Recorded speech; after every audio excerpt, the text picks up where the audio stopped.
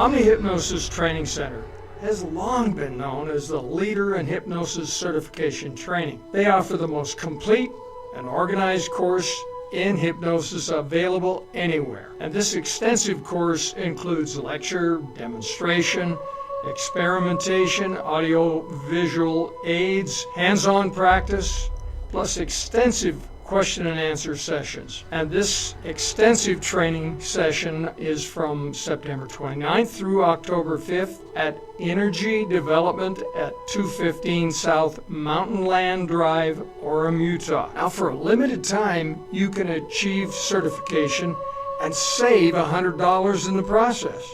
Now, there are only a few openings left. To be included, call Kayla Tomlinson, 801-259-7024. Kayla will get you registered and make sure you receive the $100 savings. But hurry, because these openings are very limited. Call Kayla at 801-259-7024. That's 801-259-7024.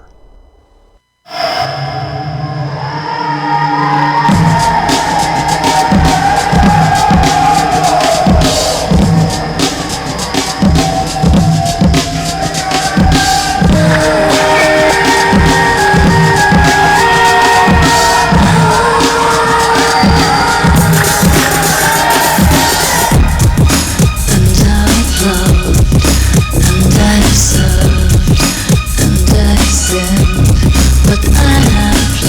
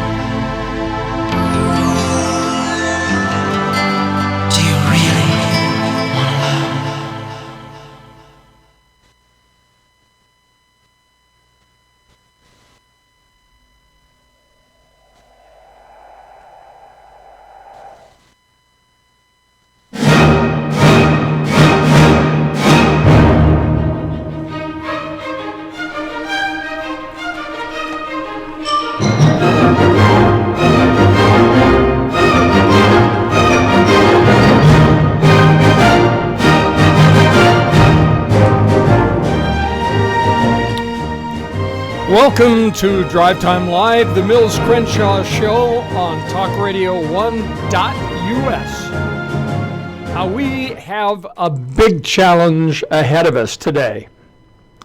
And here to help, I have a guest, a candidate. I'm going to allow him to introduce himself and his candidacy, and you will understand very quickly the impact and the importance. My name's Greg Duerden.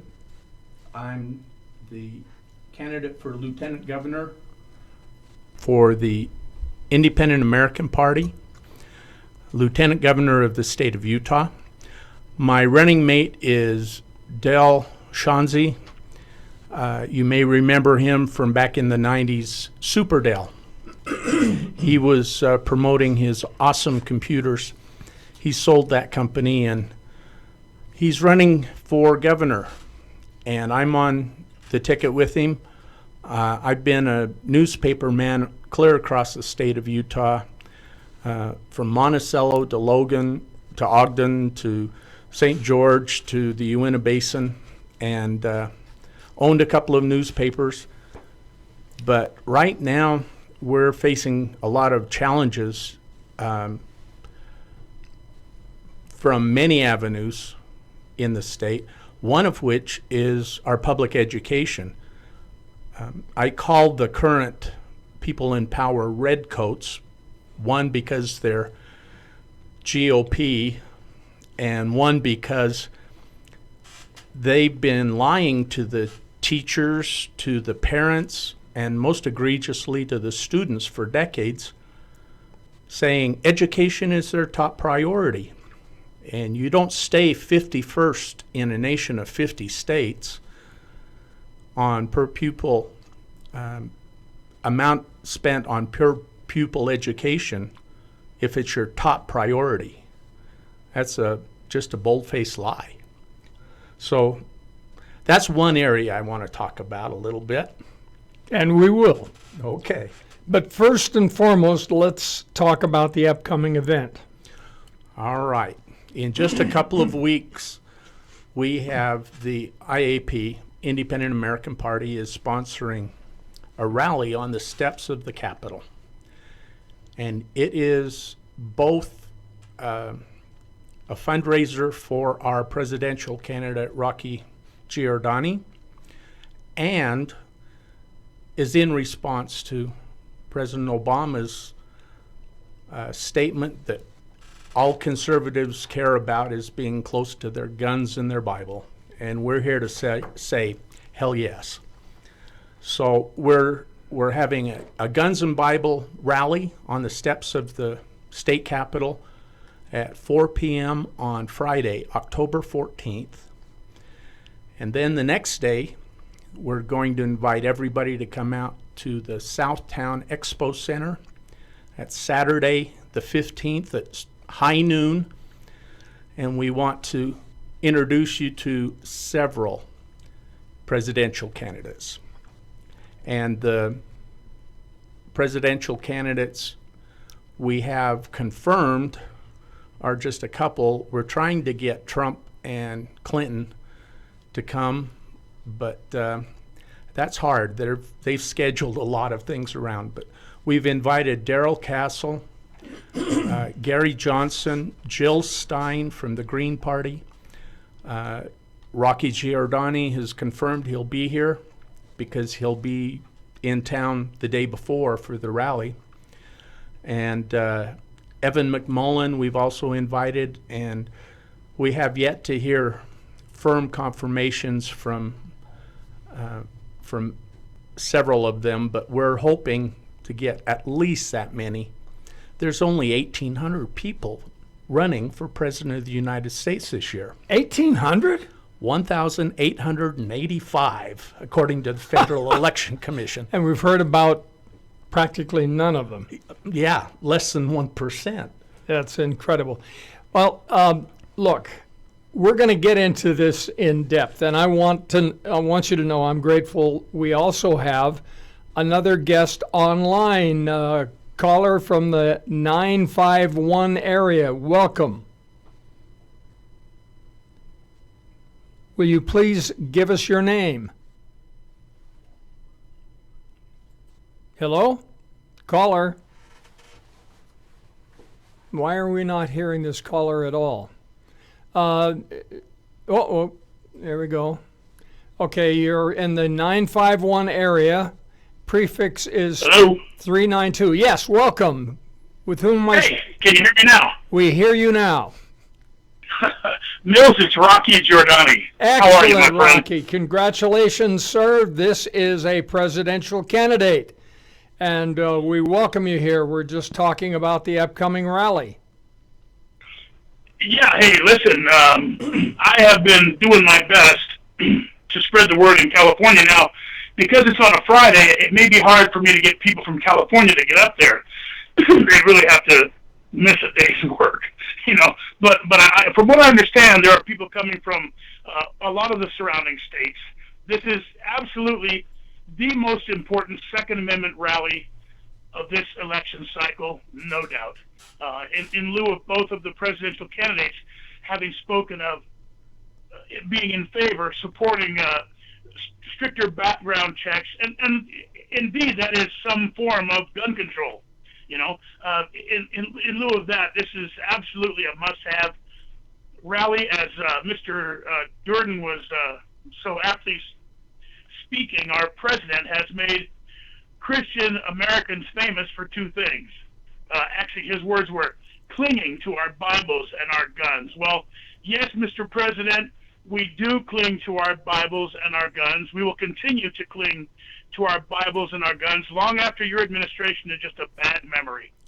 So October 14th, 4 p.m. Now, this is a legal rally. We have to stress that to everybody listening. We have the permission of the state of Utah to use the Capitol steps. We're not just storming the Capitol with guns and Bibles. It's a legal rally, and since Utah is an open carry state, nobody who brings from whatever surrounding state who brings their legal firearm will have any problem carrying it strapped to their hip while attending this rally to show their support for the Second Amendment, which has been under attack, which remains under attack, and just as importantly, Christians in America are under attack, have been under attack. And in this rally, we mean to make two statements. We will continue to cling to our Bibles and our guns, but more importantly, right now, Mills, at this time in America, Christians are adrift on the open sea, brother. And it's time, literally, for Christ's sake, for everyone to grab an oar. We need to get this going. We need to get Christians back on the map. We have been removed from every phase of our children's learning process, and we're not gonna take it anymore. Well, I appreciate your saying that, Rocky, and we want the pastors to know that they are all more than welcome, and we will ask them to join us in prayer there at the steps of the state capitol. You're absolutely right. Christianity is under fire and under attack. I was astounded to hear that in New York City, of all places, they have unveiled an archway with a statue of the god Baal, which they are honoring in this. That is a harbinger of things to come, as Jonathan Cahn pointed out. And he is a messianic Christian Jew, and as such, he is very much in sync with what we're doing. But can you imagine anything so foolish as to unveil a statue to Baal? This is the first I've heard of that, Mills, and I'm in shock. I definitely want more information. I can't comment on it because this is the first I've heard about it. But at first blush, that's insane. I mean, you talk about tempting fate. Well, listen, it's one thing to say you don't believe in God. It's another thing to throw down the gauntlet and say, hit me with your best shot. You know Well, what I mean? the Lord has said on numerous occasions, God will not be mocked. And I would think of all of the stupid things anyone could do, unveiling a statue to Baal is about as profligate as anything I can think of. It's just a symptom of how wicked and diseased our society is. Well, the only thing I can say is the ancient Israelites sacrificed their children to the god Baal, and we murder millions of innocents in the womb every year. It might as well be to Baal. Rocky, what would your administration do as far as forced sterilization and forced abortions is concerned? Well, listen, I'm not going to hold any children down and clean out their wombs. I have no idea who's proposing that. Forced sterilizations and forced abortions are well, I guess if you're going to put up a statue of Baal, you might as well start using a mop on 9-year-old children who get pregnant through some misfortune not of their own doing, if you know what I mean. Absolute insanity. It's crazy. You are listening, now, friends. I did hear that briefly coming across some. I probably read it on the internet. Who proposed that, by the way, Mills? If you don't mind helping me out. Some likely unknown person with the first name Hillary, I think. Oh, Lord. Why am I surprised? Why am I in shock? Why does this even surprise anybody? I can't believe that. Well, listen, look, nothing this woman does should surprise anybody anymore. And it's finally coming out, by the way, just to get a little bit off that just disgusting subject of forced sterilization and forced abortions. It's finally come out, something I've been talking about for over 6 months. The 4 men that she allowed to die in Benghazi are nothing compared to how many people are going to die, Mills, due to the yellow cake uranium deal that she made with Russia. You know, that yellow cake uranium being sold right to Iran, right? Of course. Now, and this nuclear technology from North Korea. Yeah, exactly. And then what do you think they're going to do once they have nuclear capability? Do you think they're going to hold it as a threat, as a something just to hold over your head and say you better not? Do you really think it's going to be a deterrent, or do you think it's going to be an absolute offensive weapon immediately? Well, and there's more. Within a couple of days, Barack Obama intends to turn the internet over to the United Nations, and we all know that the United Nations is largely controlled by Soviet interests, and who knows if they get absolute control over the internet, whether they will even allow this radio station to continue. Yeah, well, now, Michael Savage was taken off the air. I do know, and we're trying to get in touch with him because our radio station will carry Michael Savage if he wishes, as long as we're allowed. Yeah, well, he was he had the second biggest audience in the country, from what I understand. Up to like 20 million people might have been listening to him in a day. Now, this is the beginning of the quieting of the voices of dissent. Now, listen, getting back to your United Nations theme there, I believe with all my heart, and I swear, if lightning could strike, Mills, we caught lightning in a bottle, and somehow I ever walked into that White House, one of the very first things I would do, not the very first thing, because they're just a bunch of lazy guys who can wait probably till the second day, those guys would have to find a new address.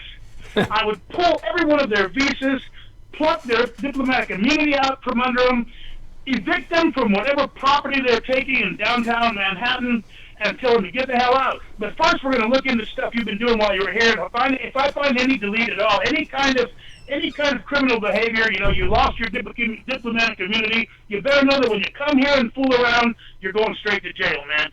Those guys need to find a new address. The United Nations has become so much less than, or I guess more than, irrelevant. Well, to begin with, there are millions of dollars in what we're doing here. Yeah, there are millions of dollars in unpaid parking tickets alone. Yeah, listen, I really think a week in the county jail would straighten those guys out. They would never come in any county jail. I don't know, Listen, they're all probably just about the same. A week in any county jail will straighten them out. They start parking their cars, right? Well, now we're getting a little light, but the point is simple. Though the United Nations is absolutely irrelevant with the way this country is supposed to be run. Now, Barack Obama wants to give them the internet. Hillary Clinton wants us to have to register our guns with the United Nations. Her small arms deal with the United Nations would force you and I to register our small arms with the United Nations. And of course, you know what they're going to say. Can't have one. Of course. The registration they're all would in one lead... building, Mills. They're all in one building. So we don't have to storm the whole country looking for them. We just storm one building to get rid of these guys. And I'm serious about that. I'm sorry, man, but the minute they start trying to take our guns away, that's why we have them. That's when we need to load them. Well, and that's what the founders of this country believed. The purpose of the Second Amendment was not so that we could all go hunting.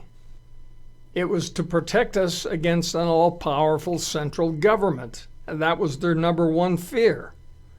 And that almost made it impossible for them to form a union because they were afraid that the federal government would become the kind of monolithic power that it has become. Now, gentlemen, let me interject for a second. I've got a little bit of housekeeping I need to take care of. You are listening to Drive Time Live, the Mills Crenshaw Show on Talk Radio 1. And there now are multiple ways that you can listen. You can go to YouTube. And on YouTube, you would go to talkradio1.net. That's only temporarily. We ultimately will be talkradio.1.us there as well. But if you want to listen on your computer, you can. And on your computer, you would go to talkradio1.us. If you are listening on a phone, and that is the easiest way, all you have to do to talk to either of my guests is dial 5. If you're listening on your phone, pardon me.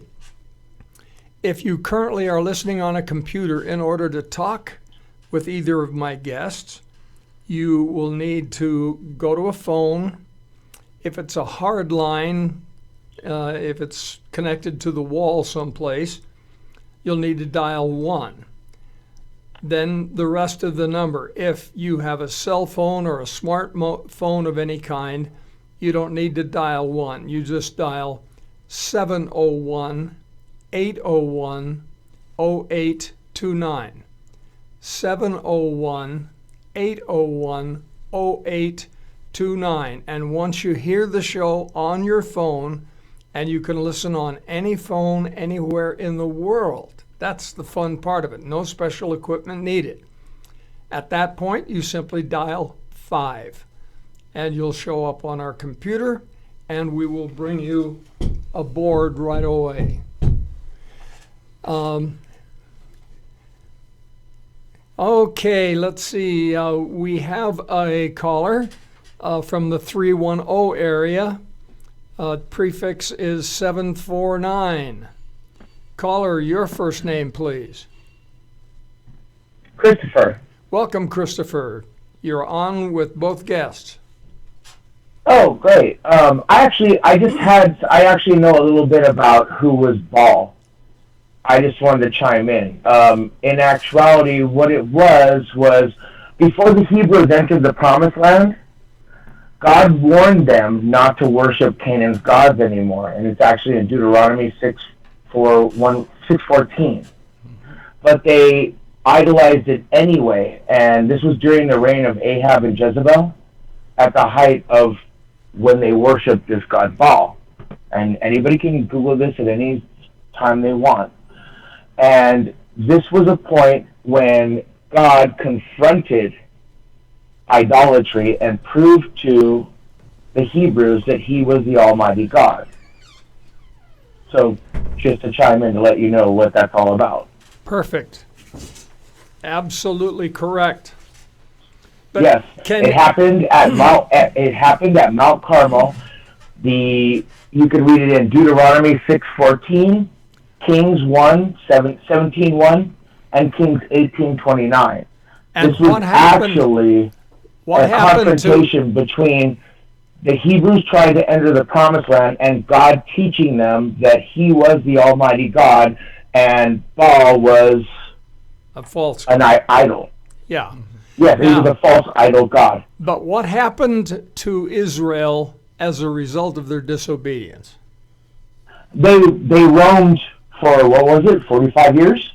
This is off the top of my head, I'm guessing, but they roamed around waiting to get into the Promised Land because they never got it right. And these were the things they did wrong. They did a few things wrong. I mean, I can't get into it so much. I mean, I would have to read you so much scripture, but anybody that understands this part of biblical history, and it's history, this is what's in the Bible. These are they built a statue to a pagan god in New York City. That's the point. Yes. Exactly. We have done exactly what Israel did, and that false god is a harbinger. It foretells what is about to befall our country, I'm afraid. Hey, honestly, it's really disturbing, and actually, I love your show. And hey, Rocky Johnny, great to hear you. I love everything you're talking about. Thank you very much. Okay, so I'll let you guys continue. I'm done. I just wanted to help you guys out with your conversation. Thank you. We appreciate that very much. See how no easy worries. that Have a nice day. All you have to do is dial 5, and that brings you on board, and that's what Talk Radio 1 is all about. Now, I have been warning for months now that we were taking some very dangerous and foolish steps. And I warned that today was the day that the International Monetary Fund was going to make an announcement. That has happened. Now, I got a call from one listener who said, Mills, good news. The stock market did not collapse. It actually went up. And I thanked her and pointed out that unfortunately, when this announcement came, the full effect of it is going to take some time before it hits. But let me share with you the announcement, because what I have been foretelling came to pass. Today, September 30th, 2016, the International Monetary Fund announced the launch of new special drawing rights valuation basket that includes the Chinese renminbi, the RMB, and the new currency amounts will determine the value of the special drawing rights during the new valuation period. And it's that valuation period that's going to kill the dollar.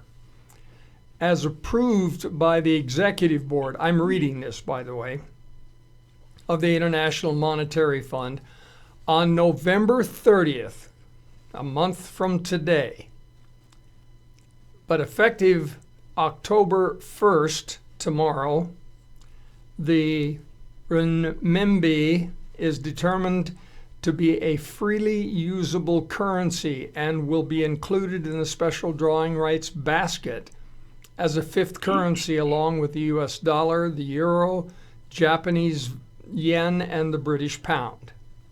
The board also decided at the time that the weights of each currency would be 41.73% for the dollar, 30.93% for the euro, 10.92% for the Chinese yuan, 8% for the Japanese yen, and 8.9% for the pound sterling. Now, to many of you, you may think, well, gee, that's great. The US dollar is 41%. Oh, really? Stop and think about it for a minute. There was a meeting in Shanghai, China, and they formed what was called the Shanghai Accords. And at the Shanghai Accords, almost every country there agreed with Barack Obama, who was there, that they would dump the dollar. They actually are going to start shipping dollars back to the U.S., and they're doing it in favor of the Chinese yuan. Why? Because it's backed with gold. Well, yeah, but the U.S. dollar is backed by the full faith and credit of the United States. It's an IOU. Yeah, a debt instrument instead of a gold instrument. And so what's going to happen to the stock market? The forecast is, now remember, today it went up. So that's good news for those of you who are trying to get out from under. There's still a tiny bit of time. But I'm just guessing that over the weekend things are going to fall apart. Just an educated guess. Mills, I spoke to you about this a couple weeks ago on one of your shows. The last thing I said when I was speaking of how China, which used to be the biggest buyer of American U.S. Treasury bonds and now the biggest seller, I spoke of how they've been opening regional branches that distribute their own currency. The last thing I said in that short discussion was the end will come once they unpeg the dollar from the yuan. Now, if I understood you correctly, that is a shadow of what's happening, correct? Exactly. Okay, it's over then. It's over. It's over, boss. And to me, it is no coincidence that they're doing this while Barack Obama is still in office. And I don't think, nobody else would be crazy enough to do this, Rocky. Nobody. Right. Well, man, more and more, this election may become totally irrelevant. This is a really bad sign. I don't know if people who heard what you just said are grasping the gravity of what you just said. If they're unpegging the dollar from the yuan, if we're going to go in the tank, the dollar's going to go so far in the tank, we will reach that $24 trillion debt. We will blow past our ceiling. We'll blow past that $24 trillion debt limit that will cause us to go bankrupt. I'm gonna have to research that. When I get off the phone, I'm gonna spend the rest of my day trying to figure out what's been going on there. So we'll get back to that in a future conversation. I definitely want more information. Yeah, either that or we're going to have to start teaching our children Mandarin right now. Oh, wait a minute. Public schools already are. Yeah. I grew up and part of my life in Oakland, California, and I had a neighbor down the street by the name of George Tong, and George tried to teach me some Chinese. I can still remember Yat Yi Song Si and Look Chap What's Up and a few naughty words that but Chinese is a tough language. Hey, Mills, I have a question for you. Is it absolutely unheard of that we could recall a president even this close to the end? Legally, it certainly can be done. He could be impeached tomorrow. Well, here's the problem. Now, Barack Obama wrote about Saul Alinsky in his books. People say, "Oh, I'm going to vote for Obama. He's really smart. He wrote 2 books. Yeah, well, maybe if you read the books, you'd understand who this guy is. Saul Alinsky's been dead for over 40 years, right? But his writings still influence people who are in power today, no doubt. Well, and Hillary was one of his acolytes. Mm-hmm. Hillary did her thesis on his writings, and Obama wrote about him in his books. But the number, I believe it was number 3 in his recipe for how to turn the United States into a communist country was debt. Increase the debt to an unsustainable level. That way you can increase taxes, which they've been doing, and produce more poverty. Poverty level. But no sane person would ever do something like that. Poor people are easier to control. Now, the number one rule in the recipe, number one ingredient in the recipe for turning us into a communist country was healthcare. Control the healthcare, you control the people. Poverty was a second. Increase the poverty level as high as possible, because poor people are so much easier to control, and they won't fight back because you're providing them with everything they need to live, right? Correct. Increase the debt to an unsustainable level, gun control, welfare, education, remove the belief in God from everything in governments and schools, class warfare. Does any of this sound familiar? These are Saul Alinsky's 1, 2, 3, 4, 5, 6, 7, and 8 rules for ingredients for the recipe for turning the United States into a communist country. And well, I thought those were the rules laid down by Hillary Rodham Clinton. Or Bill. Actually, they were, because she almost worshipped Saul Alinsky when he was alive. She wrote her college thesis on his works. I mean, he was the man to her, how these people, the problem is you can't force people to take a civics test before you allow them to vote. And literally, that's the whole problem right there. If you could force people to take a civics test, then once they study a little bit, they'd understand how ridiculous it is to keep hanging with the same mistake just because it took you so long to make it. Keep making it over and over, keep doubling down on it. This whole liberal fiasco has taken us over the edge, and Hillary's the leader now. She's Barack Obama in a pantsuit. And she's no more attractive than he. Oh, yeah, well, I'm not going to go there. Of course not. You're a presidential candidate. I can say that. Yeah, and I'm a married man. I don't. And by the way, just since you did mention it, I have to complain that I don't think it's appropriate to discuss a woman's looks ever. Now, you want to talk about me? That's okay. I was born ugly and I remain ugly, and I have no problem with it. But let's keep that the looks comments to the men, if you don't mind. Hey, look, if you're a leader on a football team, we celebrate the big uglies, don't we? That's right. Yeah, that's right. That's right, buddy. I want to be the big ugly that everybody celebrates. Well, the big uglies get the job What done. an aspiration. All right, let's get back to the gun control thing. All right? Yeah. Because that was kind of basically the theme of the thing today, right? Gun control is it's not about controlling guns, it's about controlling the population. If you remove the ability of the population to defend themselves from the government, you can create a police state. Once you create a police state, you're in control. Now they have our health care, we're in debt that we can't pay off, then take away our guns. Now, while we're on the subject of taking away guns, it's not going to happen. I have rifles and pistols, 50,000 rounds for each pistol, 10,000 rounds for each rifle. So I don't know how they're going to take my guns, but I'm pretty sure they're going to need more guys once they show up. So, but that's the whole thing.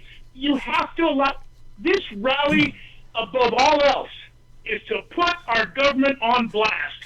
We are not going to allow them to mess with our Second Amendment rights. It's not going to happen. You have to let your government know that you're not going to let them take your guns away.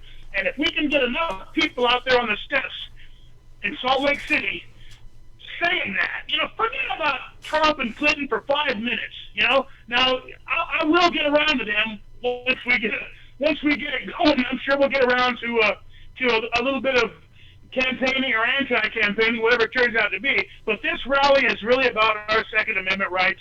We need people to show up with their guns and their Bibles and let the government know we're not going to let them take away our weapon, our guns. Now, they're not taking our Second Amendment right away. In that regard, Rocky, I want everybody to know that this has already been presented to the authorities at the state capitol. They understand that everybody is being invited to bring their Bibles and their guns, and they're fine. They have no complaints. Yes, because they understand Utah's an open carry state. They understand that a huge crowd of armed Christian Americans is nothing to be afraid of. It's nothing to fear. It's a good thing, I'm sure that there won't be any looting going on within 2 blocks of that state capitol. And anybody who tries to start trouble is out of their gourd. Well, I talked with... That's another thing. Listen, look, I've said before, my personal feeling about gun permits is that's what happens when the government takes your right away and then sells it back to you. They take your rights away and sell them back to you in form of a permit. I shouldn't need a permit to carry my gun, but they say, now this is where Donald Trump and I disagree. He's in favor of stronger background checks. Look, if everybody has a gun, there are going to be crazies with guns. Agreed? Okay. But the crazy won't be able to walk to school where there's nobody else with a gun and kill 30 or 40 people before somebody takes him down. In reality, there will be deaths. They're going to pull their guns, but they might get off one shot before somebody drops them. You understand? They may, every crazy guy may take out one other person, but pretty soon there will be no more crazy people standing. I understand Barack Obama said that's like the Old West. Well, you know what? Maybe it sounds a little bit like the Old West. But right now, today, the government cannot protect me, Mills. The government can't protect me from terrorists walking on streets, killing people, man. Only we can do that. We do that by buying a gun, loading the damn thing, and carrying it. And that's the truth. That's the reality of where we live today. And if we based all of our decisions on our future, on will there be deaths, well, then we're living in airplanes. Come on, the Wright brothers. We have people to fly. Come on, people are going to die. Yes, there will be deaths. But airplanes are going to be great for economy. Wait, automobiles, horses, carriages, people are going to die. Of course there will be deaths. But we can't have cars. If you bother to look up the FBI statistics online, you will find out that more people are actually killed by hands and feet than by any weapon. Yeah, it doesn't matter to me how someone gets murdered. I understand, they got shot with a gun. Would you prefer to throw the guy out a window? What is the difference? The guy was going to kill somebody. He was going to kill somebody anyway. I say let all the crazies have their damn guns. Let them stand up, pull their smoke wagon, and see what happens. Let's get rid of them all. Shit, they'll all be on my lunch, Mills. The first day you don't need your gun permit anymore, the crazy will all be gone by lunch. They're all going to run out, grab a gun, and start waving it around. It'll be over. Sorry, I know that sounds a little bit radical. I don't know, but I'm a Second Amendment guy all the way. Well, you sound suspiciously like an American. Just a little bit. Yeah, and I love it, something else. I hate what's happening. And I'm not going to sit on my sofa and let it go down. People tell me, you're running for president. Who are you to run for president? You're a middle-class guy in the middle of nowhere. Yeah, that's right. You can't be elected president. Who the heck's going to stop me? Look, I don't mind people telling me I can't do it, as long as they're not standing in my way while they're saying it, because then we got a problem. Until we realize that this two-party system is so broken, Mills, right now, people are going to vote for one candidate just so the other candidate doesn't win. That's how sad this two-party system is. And until we get rid of it, this lesser of two evils decision is what we're going to keep making day after day, year after year, election cycle after election cycle. We're going to keep electing the lesser of two evils. What do you think would be happening right now if John McCain had won in 2008? Right now, he'd be in his second term, and they'd be going, my gosh, we got to get a Democrat in there because the Republicans stunk it up. He he could have been Bill Clinton's vice president. You know, I mean, it was the lesser of two evils. You know, a lot of people voted for Barack Obama just to prove they weren't a racist. You know, and then the second time they did it because they were stupid. but the point is, the two-party system is broken, and I do not subscribe by this myth that if I don't vote for one or the other, I'm wasting my vote.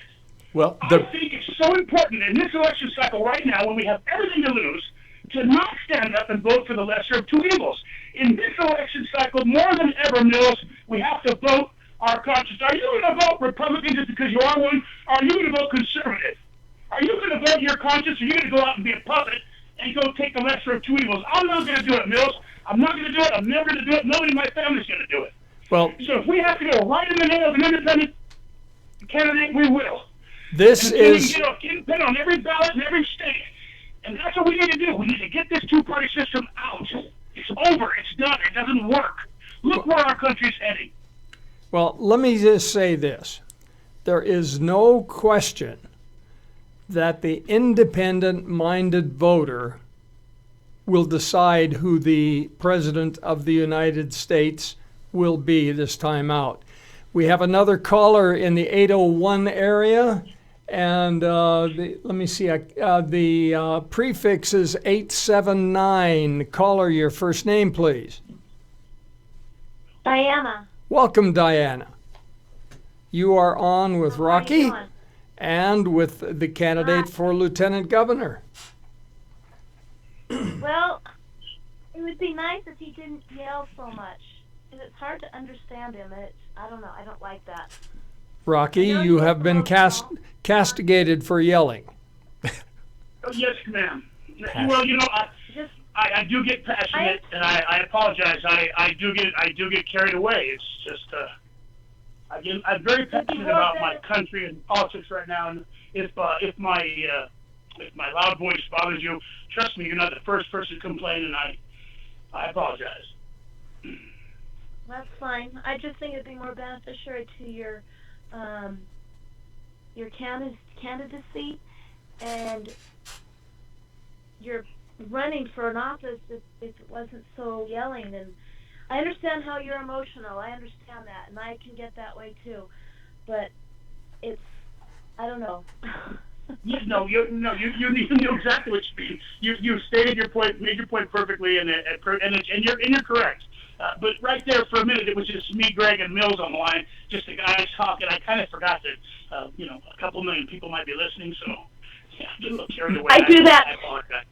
I do that too when I'm talking to Mills. I forget that other people are listening, because it just seems like I'm just talking to him. So your apologies accepted, but there's no reason I'm grateful that you feel that way. But my question for you is, are you going to be there on the 14th and 15th? Me or Rocky? You.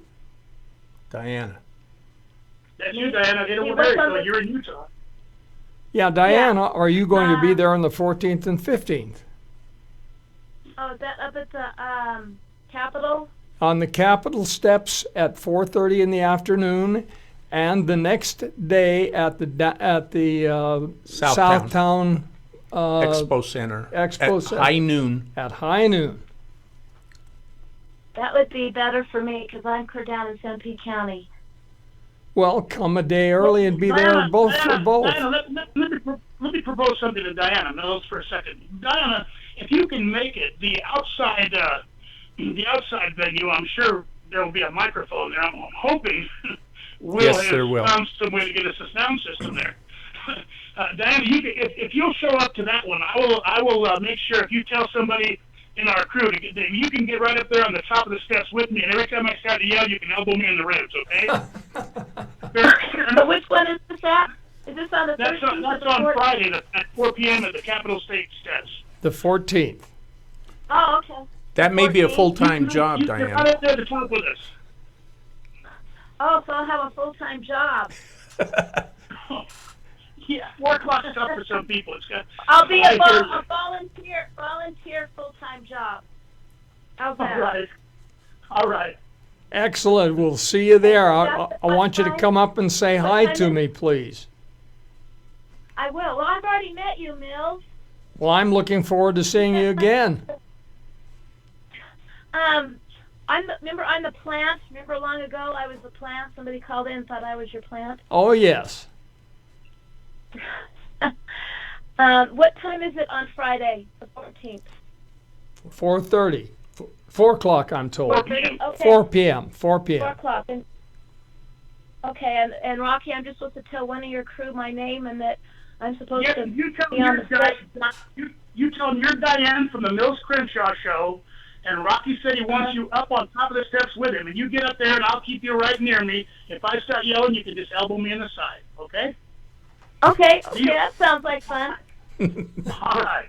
Excellent. We appreciate the call, Diane. Thank you. All right. Thank you. Bye. Again, friends, those of you listening on your phone, all you have to do to call in is dial 5. And if you're on your computer, we're grateful, but we want you to pick up a phone and dial 701-801-0829.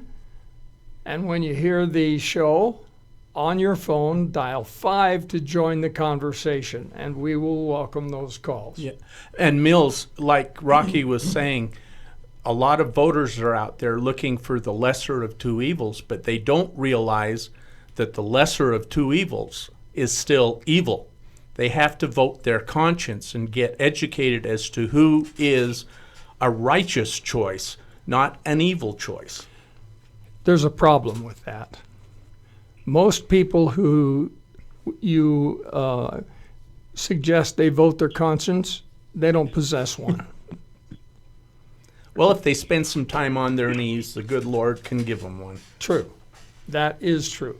And this time out of the box, more than any other time in history, there is a severe need for prayer. Amen. And look, there is no if, and, or but about it. The conservative-minded voter, the independent-minded voter, will decide who's going to be president this time. I believe that firmly. And even if after prayer, if you feel that you should be voting for one of the two major candidates, okay, that's fine, but at least we're going to give you an opportunity to hear from all of the candidates. And that's why what the Independent American Party is doing is so critical, this juncture, because the mainstream media have effectively silenced any other voices. And it's amazing how many people are actually running. 1,885 individuals have signed up with the Federal Elections Commission to run for President of the United States. And we will have several, but it's going to be the first time. It'll actually be historic, Mills, because it'll be the first time we're going to try to get Trump and Clinton on stage with the third-party candidates, Jill Stein from the Green Party, Gary Johnson, Darrell Castle, Rocky Giordani, Evan McMullen, several of these, quote, third-party candidates that are actually more viable than, at least to me, more viable than the two major party candidates. We have another caller from the 801 area, prefix 995. Caller, your first name? Caller, your first name, please. David is here. Yeah. Your first name? David? Speak a little loudly, please. First name is David. Getting through? Yeah. Yes, gotcha. Okay, my question is for Mr. Duerden. The church in Utah is a powerful voice. I like what the church has done, the LDS church has done, working with the legislature and others to try to arrive at some compromises on tricky issues such as gay rights and things. The church has also had some strong feelings towards humanitarian efforts for refugees, these are all tricky issues for conservatives like myself, but there are some resolutions. There's opportunities to try to reach understanding. I'd be interested in Lieutenant Governor candidates' view of some of these tricky issues and the church's role. I'll sign off. Thanks. Thanks, David. I understand a lot of the, quote, tricky issues. There are a lot of people out there with their own agendas, with very firm conviction, and I understand the church's stand. They believe, as do I, that we are all brothers and sisters on the face of this green earth. But a lot of these brothers and sisters are making bad choices. And these choices, in God's eyes, is considered sin by what he's given us in the scriptures. And we can reject the sin, but still support and love our brothers and sisters. That's where it becomes tricky. The philosophy of it, a lot of people say, well, you have to tolerate these individuals and accept them. As individuals, I can. I don't have to accept what they do. And that's where tolerance is a two-way street. They have to be tolerant of opposing views, just as we need to be tolerant of opposing views to our values. I'm glad you said that because this applies to both you and Rocky, in my personal opinion. I do not understand why an infinitesimal minority, less than 1% of the total population, are allowed to turn upside down an entire population. I didn't think that that's what equality meant. Equality doesn't mean equality of outcome. Equality doesn't mean equality of acceptance. Equality of opportunity, yes, I agree with. But equality of acceptance, not necessarily. We have courts that are setting aside, in the state of Utah, we had a constitutional amendment decided by 66%, considered a super majority in anywhere else, that said, we believe marriage, the way we believe it to be, is for a man and a woman. And that was tossed out by a district court, Judge Shelby. And it was one individual. One individual. And that happened in California as well. 4 times. Prop 8 in California was overturned by appeals courts 4 different times. Thousands and thousands, hundreds of thousands of voters were disenfranchised. Their decision didn't carry any weight. California, that's not what happened. That's not what happened. It was not overturned in appeals court. Proposition 8, which passed with with a huge amount of support, was overturned by the Democratic Congress of the state. It didn't make it to an appeals court. They just said, no, we're not going to let it happen. Then they may have put through some appeals action later, but immediately after Proposition 8 passed, the Democratic senators, the Democratic Congress of the state of California, rejected it immediately. And then maybe there was some appeals in the court later, but they just shut it down. You talk about disenfranchised. Sorry, Greg, go ahead. Yes, they were. And by the way, Mills, when you're done with Greg on that question, I want you to ask me the same question, please. But that is essentially what happened, Rocky. They were disenfranchised. Yeah. Their decision. We are no longer a country where majority rules. We are a country of the squeaky wheel. There's a reason for that. Go ahead. The question is now posed to you. Okay.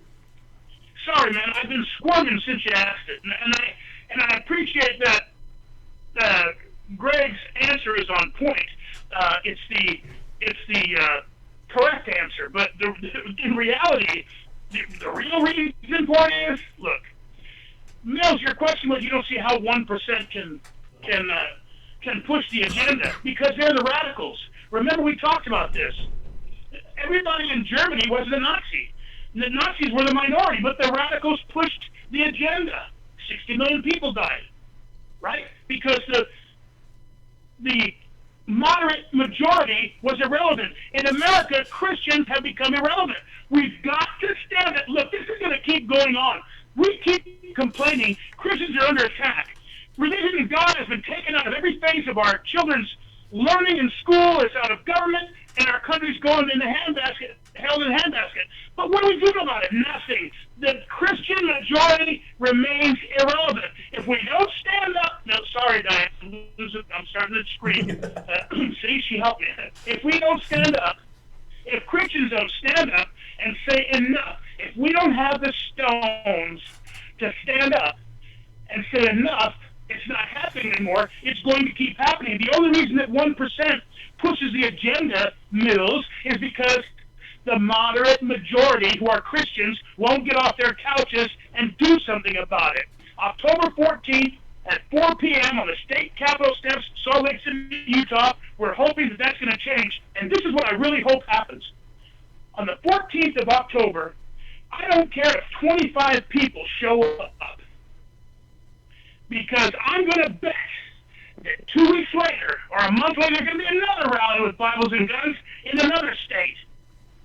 And this is going to be the tip of the iceberg, man. We're going to get this thing rolling. It's going to snowball. The first Bible and gun rally is going to happen historically October 14th at 4 p.m. in Salt Lake City. And I promise you, I believe with all my heart, it's going to be the first, because Christians are going to wake up, they're going to pick up their Bibles and their guns, and they're going to realize why they have one in one hand and one in the other. Now look, everybody who's out there listening to this, you need to contact your bishop, your minister, your pastor, whoever the leader of your congregation is, and they need to start talking about this. And as Christians, they need to show up at these two events, because this is the gathering of the independent-minded voter. And they are the people who are going to decide who the president will be in the upcoming election. How can you do that?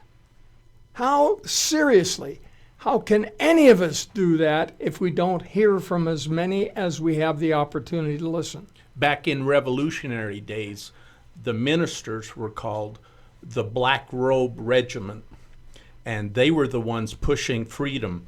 They were the ones talking about it from the pulpit. If we can get the ministers, the clergy, the lay ministers talking about gun rights and the Second Amendment and what they should do for voting, we need to reactivate this Black Robe Regiment.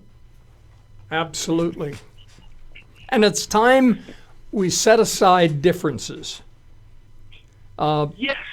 I don't care if the man or woman standing next to me are Baptist or Seventh-day Adventist or Catholics. Go ahead. No, preach on, Mills. You are right on point. Go for it, buddy. Go for it. Well, I appreciate that, but to me, this is basic, fundamental humanity. The one thing that we have in common is a belief in our Lord and Savior, Jesus Christ. Period. And as such, we owe an obligation to each other, and that is to help preserve freedom. And right now, we are on the ragged edge of losing it all. People do not understand what happened today. Ms. Christine Lagarde, who is the managing director of the International Monetary Fund today, was so proud of announcing the expansion of special drawing rights to include the renminbi. But once again, the board has already assigned values. The dollar is worth just a little over half. It's 0.58252. The euro is 0.38671. The Chinese yuan is worth 1.0174. The Japanese yen is worth 11.900. And the pound sterling is only worth 0.085946. They clump all those together to come up with the value of the new currency. That's not equality. What's up with this? No. I'm No. talking tongue-in-cheek here. No, but it's very obvious. You see, an accord was reached in Shanghai, and our supposed president was there, and they all agreed that they would dump the dollar. Let me go back to our caller. Caller in the 801 area, prefix. You just dropped him, or he's on. There we go. 995. Caller, your first name was? What? Yes. Hello? Yes. Hi. Actually, I called in earlier, but I just had one thing to say because the discussion is great. But the whole myth, I'll just tell you my story. I'm a regular guy. I work a blue-collar job. My wife, she works 50 hours a week. I have a wife and I have 3 girls. My girls go to school, they get straight A's, and they go and they do work at the church across the street, and they make things, they spend their spare time making things for people that don't have stuff, as arts and crafts. We go to church on Sunday. I do own a gun, but you know what? I very rarely even touch it. I bought the gun because my wife and my young girls are home alone because I go to work at 11:30 at night. And in some months out of the year, I'm gone for 15 hours, and they're here all by themselves. And I have to buy bullets so my wife can learn to use the gun safely. Because God forbid somebody should try to hurt my family. We don't own a gun because we're bad people. We don't want to use a gun. But on the same side of the coin, my family is all I have, and I work very hard, and so does my wife, and they're alone all night long. So, yeah, I go to church, I own a Bible, and I own a gun, but I do all these things for the right reason. And I take offense when I hear people say, they just want to hold on to their Bibles and their guns. Yeah, I do, but that's the reason why I own the Bible and the gun. And I live in Nevada. Okay, what you should be doing when you get off this phone is start thinking about how you can organize a rally, a Bible and gun rally in Nevada. And you don't have to chew at that fine, brother. You don't have to make that many excuses for why you own a gun. You don't lock your door at night because you hate your neighbors. You lock your door at night because you love your family. That's why we need to close borders, for the same reason. And you don't need to make excuses for why you own that gun. And you damn right you better teach your wife how to use it, because if you're not home, she's going to be the last line of defense between whoever comes in your home and your children. And that's all I care about. Hey, right. good That's on all you. anybody should care about. You are God-given right. You don't have to chew at that you are fine. a There's primary you don't need to make example excuses. of the independent-minded voter that we're trying to reach out to. Right. Awesome. Well, great conversation, fellas. I appreciate it. You guys have a good day. Thank you very much. Caller in the 951 392 prefix. Your turn. Go ahead, caller. Mills, Yes. that might be my line. You looking at my line? Oh, are you on 951? Yeah, 951-392. Okay, I mean, there may be more, then the caller is 310-7. Okay. That guy just clicked off. That was the same guy from before, he said. Okay. And the other one is David. David, are you still there? Yes, but I thought I ticked off. Sorry. No. Any further comment? Nope. It's been good conversation. Thank you. Still listening. Thanks. I appreciate it. You continue to listen. We'll go on to other callers, but we want you to continue listening. Thank you. Really quickly, Mills, before we take another caller, I want to speak on my party compatriot there, Greg Dourdan's candidacy for lieutenant governor. Listen, Utah is an oasis, in the middle of a country where guys like Greg aren't going to get much of a fair shake. They really do look at making change in Utah. So anybody with a 801 area code on your telephone, Or I can't tell you 435. how important it is to make a change. I mean, a guy like Greg Dworden really would. You've heard him talk. You've been listening to him talk all day. This is one of the guys. If we keep going, lesser of two evils on a national level, we get Trump or Clinton, and that doesn't work for me. It's the same thing in Utah. You're gonna have to look at an independent if you want to make change in Utah. And I'm telling you, they're doing some great stuff. The Independent American Party, guys like Greg Dworden, what they're doing in Utah is amazing. And I just hope and pray that he gets a fair shake and that people will really, really consider when they go in there and hit that lever, man. Drop one for Greg Dworden, Yeah. Lieutenant Governor. He's the man over there. Well, I owe him thanks because he was here on the day I ended up in the hospital with a stroke. And Oh, right. when a talk show host can't put two words together, that's scary. Well, I have been given the gift of gab from my dad and mom, but I had plenty of material, so we could do that. But I appreciate that endorsement, Rocky. That was great. And there That's from are my a lot heart, of. Greg. That's from my heart, brother. Hey, I hear you. And back at Anything you. anything I can do, man, I'm just a phone call away, buddy. You let me know anything I can do, I'm in. All right. But there are a lot of things here locally we need to change. One of the things we really need to change, our current administration has a public integrity grade of D- with 7 Fs. And I'm sorry, if I was to take a D- report card home with 7 Fs, I couldn't sit down for a week. My dad would have turned my backside into chop suey. But as a state, our public integrity is what we put forth. We are such a well-managed state fiscally, at least that's what they say. We won't talk about what the unfunded liabilities are in this state. But our current governor in 2012 and 2015 ended up with a D grade in 2012 and a D- in 2015. And one of the F's that he got was for executive accountability. And who is the chief executive of our state?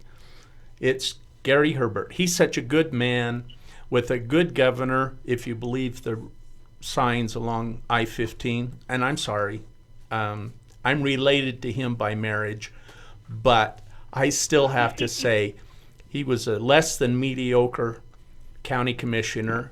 He was barely visible as a lieutenant governor, and as a governor, he's mediocre, maybe.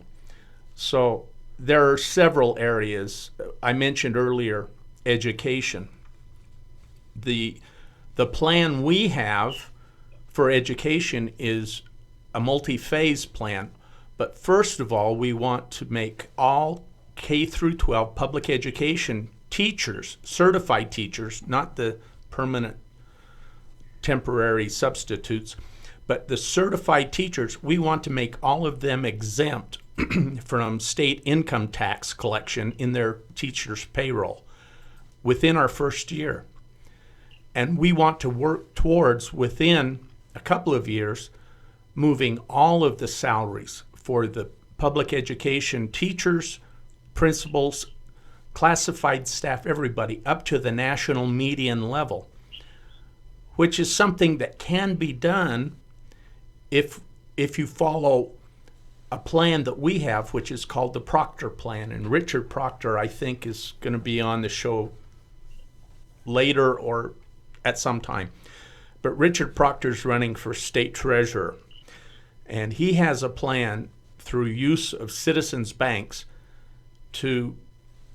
that would enable us, if we get in, would enable us to cut income taxes in half, if not do away with them entirely, and property tax levies in half, within 4 years, and doing away with sales tax on food, excise tax on gasoline, just a few little things that would affect every single citizen in the state of Utah. He's got my vote. Yeah.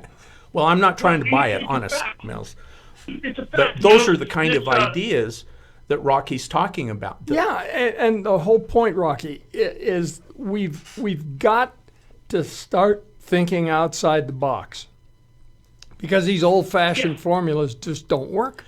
The tax and spend box that our legislature, almost every legislature in the nation, is stuck in, you have to get beyond that tax and spend box.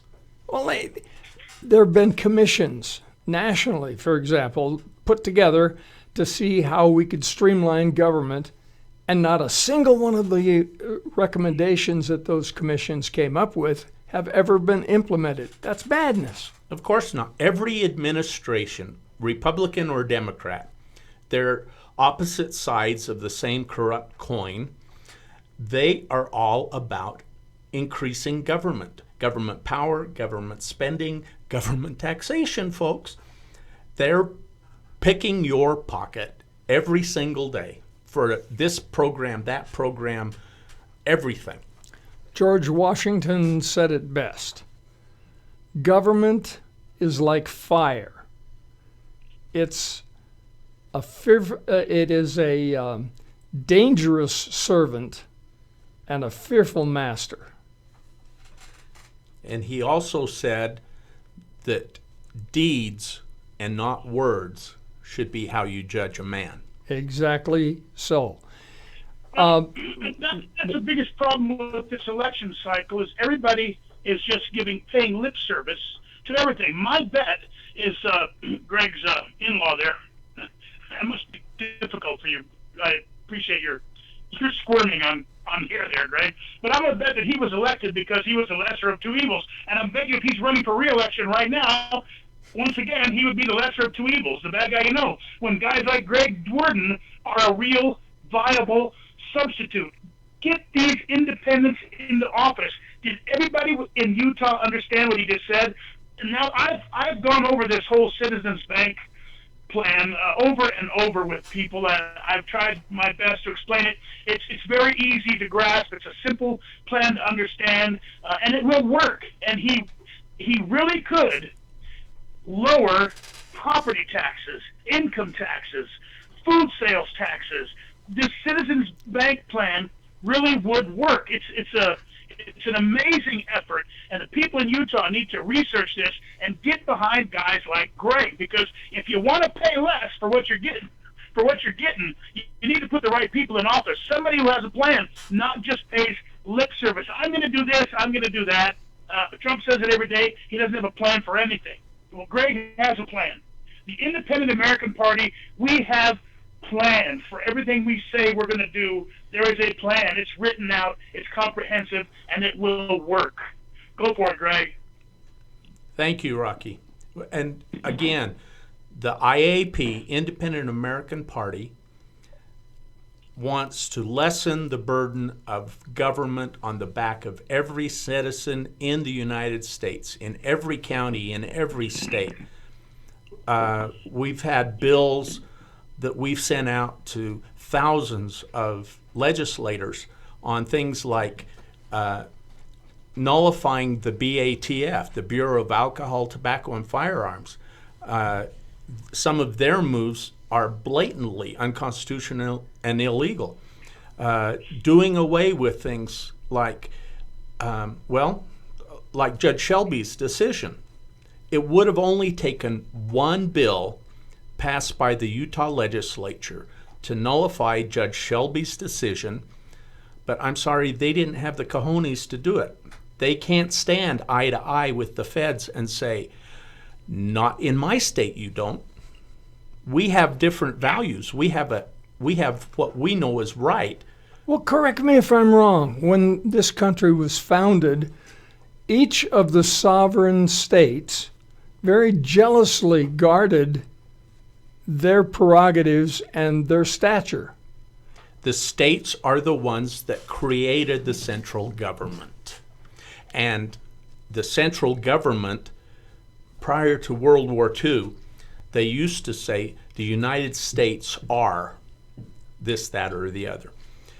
Since World War II, there has been a philosophical shift. Now it's the United States is, meaning the federal government.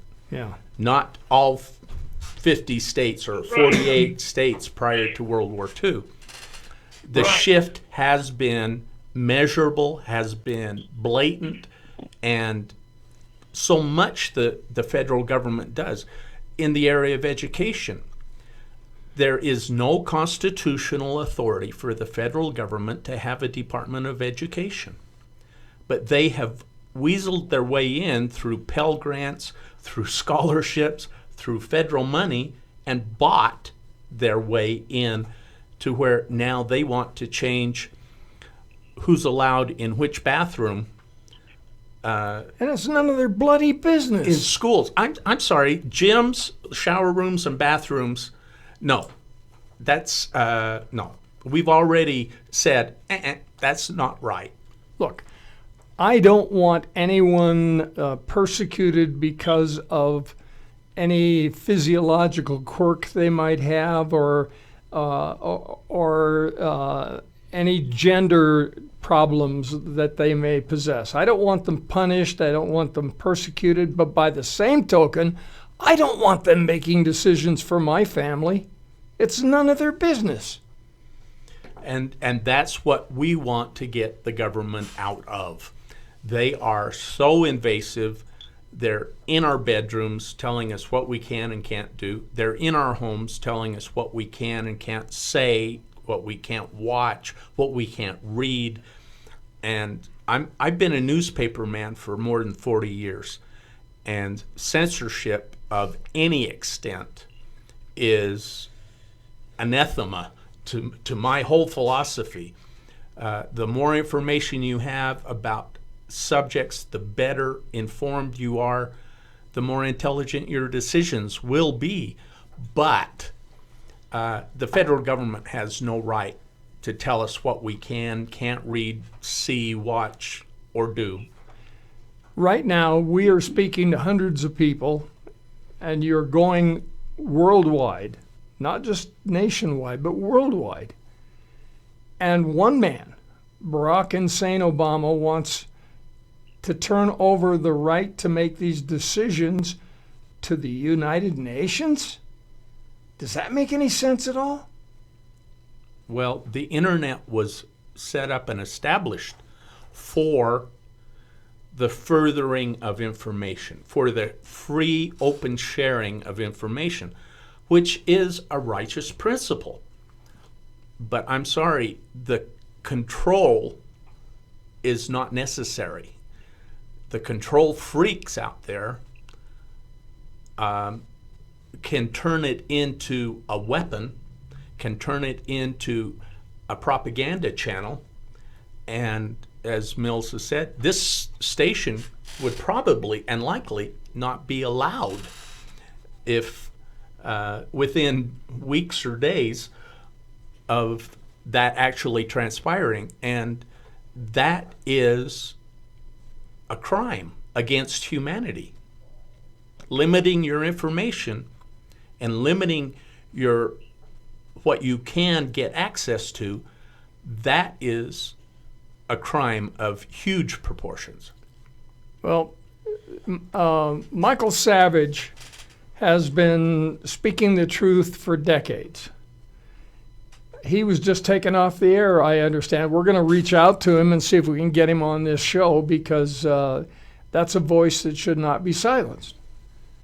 And unfortunately, there are too few people left who are willing to even call a spade a dirty, rotten shovel. He is one of the few. One of my heroes was Paul Harvey, and he passed away at age 94, sitting behind a microphone. That's a consummation devoutly to be wished. And I'm no longer a puppy. But I figure I've got at least another 14 to 16 years of service behind the microphone. Well, the good die young. And that's why you and I are still around. Yeah, otherwise I'd be in serious trouble, right? Rocky, what are your thoughts? Well, real simply, it goes back to what we were talking about earlier. The reason why we get pushed around, I mean, that's the bottom line, by anybody, by the 1% or by our government, is because we stand by and take it. And it's not until we stand up and say we're not going to take it anymore and start doing something about it that things are going to start to swing in a different direction. Well, fortunately, we've got some listeners who are doing something about it, and they're starting to speak out. We've got another caller in the 801 area. The prefix is 765. Caller, your first name. Will Christensen. Good to hear from you. Will Christensen is the chair of the Independent American Party here in the state of Utah. Good to hear from you, sir. Well, I just thought Greg was talking about the Biological Gender Act that we sent out last week to 3,900 state legislators all across the country. And I just thought I'd quote a couple of paragraphs from that. Here is paragraph number 5. We're talking about the Constitution and how it was set up, and then it goes to number 5. The regulation-making authority of the United States Department of Education is not authorized by any article or amendment of the Constitution, and violates the Constitution's true meaning and intent as given by the founders and ratifiers. And number 6 says, sex is determined at fertilization, governmental regulations notwithstanding. I'd like to read a quote from the American College of Pediatricians. Endorsing gender discordance as normal via public education and legal policies will confuse children and parents, leading more children to present to gender clinics where they will be given puberty-blocking drugs. This in turn virtually ensures that they will choose a lifetime of carcinogenic and otherwise toxic cross-sex hormones and likely consider unnecessary surgical mutilations of their healthy bodies as young adults. And the last, conditioning children into believing that a lifetime of chemical and surgical impersonation of the opposite sex is normal and healthful is child abuse. This is according to the American College of Pediatricians. And so we sent out this bill. This is a sample bill, and in our cover letter that goes to the legislators, we say, this is a sample adapted to the needs of your state. Section 2, based on the findings in Section 1 of this chapter, all regulations imposed by the United States Department of Education concerning transgender education or procedures are void in this state. And that's, so we are taking the power back from the federal government and giving it back to the states. Well, we're not giving it. They are accepting it and getting it back from the federal government, who has really usurped it. So I just thought that might be interesting since we talked about that. I think it's not only interesting, it's critical. Where the heck did we ever come up with the idea that the federal government would end up telling the states what to do about anything? I think, let's see, what was it, that decision back about 1803, 1806, Marshall versus, I forget, anyway, I had a leading constitutional decisions course from George Washington University about 1957, and my memory is not as good as it used to be. But history's changed since 1957, Will. What's changed? Yeah, there's revisionist history out there now, so it's all changed. Well, in that regard, I think one of the most prescient individuals of our day was a man by the name of George Santana.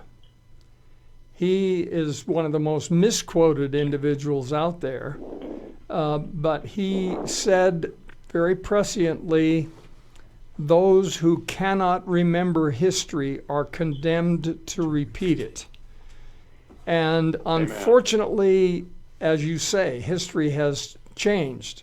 It has been revised and revised again, and our children not only don't learn history, they can't remember it. And so they're going to repeat it. We're caught in that very dangerous loop.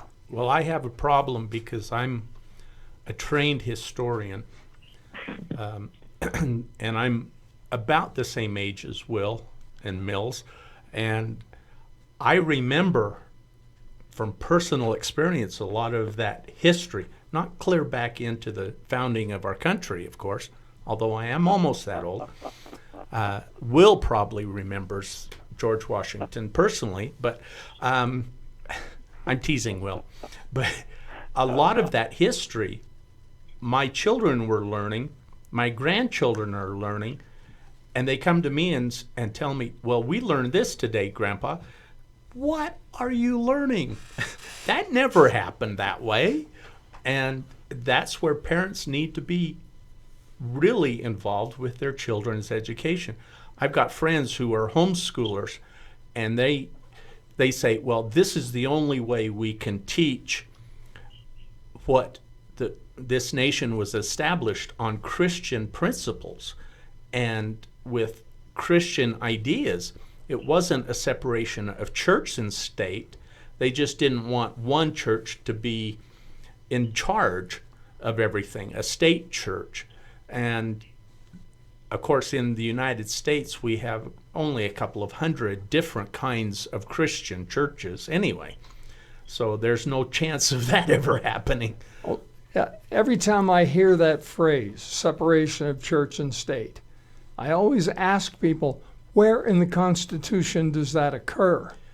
Yeah, and don't talk to George Washington about it, because he had miracles plainly, evidently, blatantly given to him. The way he escaped from New York, the way he crossed over to Trenton, New Jersey, and took care of the Hessian soldiers at out of Valley Forge. I mean, there were many, many, many miracles, and he attributed it to the hand of providence. All of the founding fathers, from Benjamin Franklin to John Adams, all of them believed in a higher power and knew that higher power was directing them, guiding them to do what they were doing. This nation was established by God, by the Lord. No question. Will, you weren't with us earlier when we shared with the audience this despicable event that has occurred in New York. They have unveiled a triumphal arch on which is emblazoned a statue of the god Baal. Of all of the insanity, a country that the Lord founded for his children, they have thrown this direct insult at deity by unveiling a triumphal arch to Baal. You talk about a harbinger. Well, when did that happen, Mill? It just did, within the last couple of days. Heavenly days. Yeah, pretty dumb. Well, it's definitely a symptom of our society, the way we're going. And I also got a notice a couple of days ago that today, the 30th, that the International Monetary Fund would announce a new world currency, and that has in fact happened. Today, the International Monetary Fund announced the new special drawing rights, SDR, valuation basket that included the Chinese renminbi. And as such, it was a fulfillment of a promise that was made at the Shanghai Accords, and our illustrious president was there, and all of the nations, with a couple of holdouts, agreed to dump the dollar. And as a result of that, the warning that I got was that you can anticipate a 60% stop collapse of the market, and that the dollar itself would lose its value. Fortunately, today, the market, really before this announcement, the market actually went up. And but over the weekend, I think you're going to see countries beginning to ship their useless dollars back to the U.S., and the result is going to be a major disaster. And of course, they'll all blame Trump and Rocky for the whole thing. Sure. And this is something we've been talking about for months, right, Mills? It is. The biggest threat to our country isn't global warming. It's the weakening of the dollar, and it's a huge threat because it's the one area where we can really be hit and hit hard. And it's just as simple as the math makes it. China just has to really, all that's left to do is unpeg the dollar from the yuan, and it's pretty much over. Well, and they have promised to do that. All of these countries, with a couple of exceptions. Stockpiling gold and dumping treasury bonds. Yes. Every country's doing it, yeah. Well, we saw this coming. And unfortunately, people don't listen.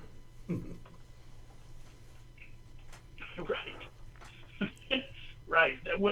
You tell them your dollar's about to go in the tank, and they hear the sky is falling, and they, switch channels. Yeah. Because it's hitting them close to home. There's an old saying, it's from the pool halls where I grew up, hustling pool when I was a kid. I was on the streets shooting pool, making my own way. And the saying was, you can pull your buddy's coat once. If he's getting into a bad bet, pull his coat once. If he doesn't listen, bet against him. So you can pull their coat once, then now might be the time to just go short on the market, huh? Well, I don't understand why it is that people refuse. Well, I guess I do, because there is a very famous saying, there are none so blind as those who won't see. Will not see. Right. Well, the media keeps massaging this theory that we are everything. It's all good. It's all good, man. Nothing to see here. It's all good. Our economy's better than ever. People are working like crazy, and unemployment rate is down because everybody's on welfare. Yeah, they're working like crazy to try and pay their taxes. Yeah, all is well. You don't have to worry. We're in control. Yeah. Right. Hey, no. When I was a puppy, when I was growing up, the husband worked, the wife stayed home, cooked, cleaned, took care of the kiddies. Now, not only the husband and wife both have to work to pay their taxes, but the kids have to go out and work too. Teenagers, yeah. And they can't find jobs. Yeah, and once they get out of college, they have to move back home anyway because they can't get a job. With the degree, they can't get a job. True. Taxes is another thing. Both of the candidates have a progressive tax plan. Now, just look up progressive. You'll understand what it means. It means progressing towards the left, right? And both candidates have a progressive tax plan. So if people think that they're going to get some relief from their income taxes, they're mistaken, especially those people who are on levels. They don't understand bracket creep, Mills, and I think you should probably dedicate part of an hour of a show describing bracket creep and fiscal drag. People are listening to you, Mills. You might want to try to wise them up on why they're going to pay more in their income tax with Trump's progressive tax plan or Hillary's. Well, Hillary's just going to raise your taxes to death, but Trump's tax plan is still progressive, and fiscal drag and bracket creep are going to be a reality, and people are going to get hit hard, and they just don't get it. And until we get some independents in there, like Greg Jordan and people in the Independent American Party, and I've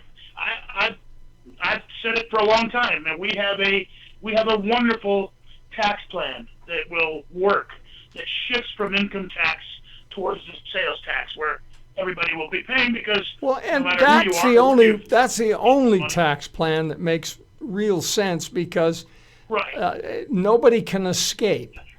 A billionaire who buys a Mercedes is going to pay a tax on a Mercedes, and somebody who buys a Tin Lizzie is going to pay tax on Tin Lizzie. Sales tax is the most regressive. Donald Trump said he's smart for not paying taxes. By the way, when he said that, he's calling you and I dumb, because we pay our full share, right? So he's smart. That makes you and I stupid. He won't be able to not pay any taxes, because even all those loopholes and write-offs he has now will just disappear. They'll evaporate. There will be no loopholes in the flat tax that works its way slowly towards the sales tax. There will be no loopholes. There will be no write-offs. You go down there and drop down $25 million on a jet, pal. You're going to pay your taxes right there, just like I will, just like you will, just like everybody else. Sounds totally unfair to me. Well, and Trump's tax plan is only going to allow the 1% multi-billionaires to really get off scot-free. And Hillary wants to, quote, tax the rich, but she hasn't defined who the rich are. It's everybody who used to be the middle class that is now the rich poverty level. And up, right. Well, if you own $2.98, you're rich as far as Hillary is concerned. Mills, when Trump says he's going to lower taxes for people making, and he says people making $30,000, people making $50,000, people making $60,000, he puts them in brackets. Now that's where bracket creep happens. Every year there is inflation, and so if you're making $50,000, assuming you're making $30,000 a year, right? And after that year, when the year is up, you get a moderate raise, not a raise, it's just to cover inflation, because milk and bread cost more, gas costs more, everything you pay for costs more. So you're not getting a raise, you're just getting a little bit more in your check to cover the cost of inflation. So you're not getting a raise. But once you go into over $30,000, now you're making $31,000 instead of paying 15%, which would be about $1,500, $1,200. Now you're paying 18%. Now you're paying an extra, $500-600 a year, and it's going to hurt. Bracket. Well, I've never been able to understand. Like a hero, to make up for the fiscal drag that he didn't account for in his progressive tax plan. It doesn't work. It doesn't work. Well, neither of these two candidates have a tax plan that is going to help anybody. It's going to hurt everybody. And all the loopholes are still there. You think Trump's going to take out the loopholes that allow him to pay zero taxes for him and his buddies like Carl Icahn? Are you kidding me? He will preserve those with every ounce of his being. Rocky, how is it that the Lord only wants 10%? That's enough for deity. But the liberals want half or 3/4 of everything you make. Right. Yeah, well,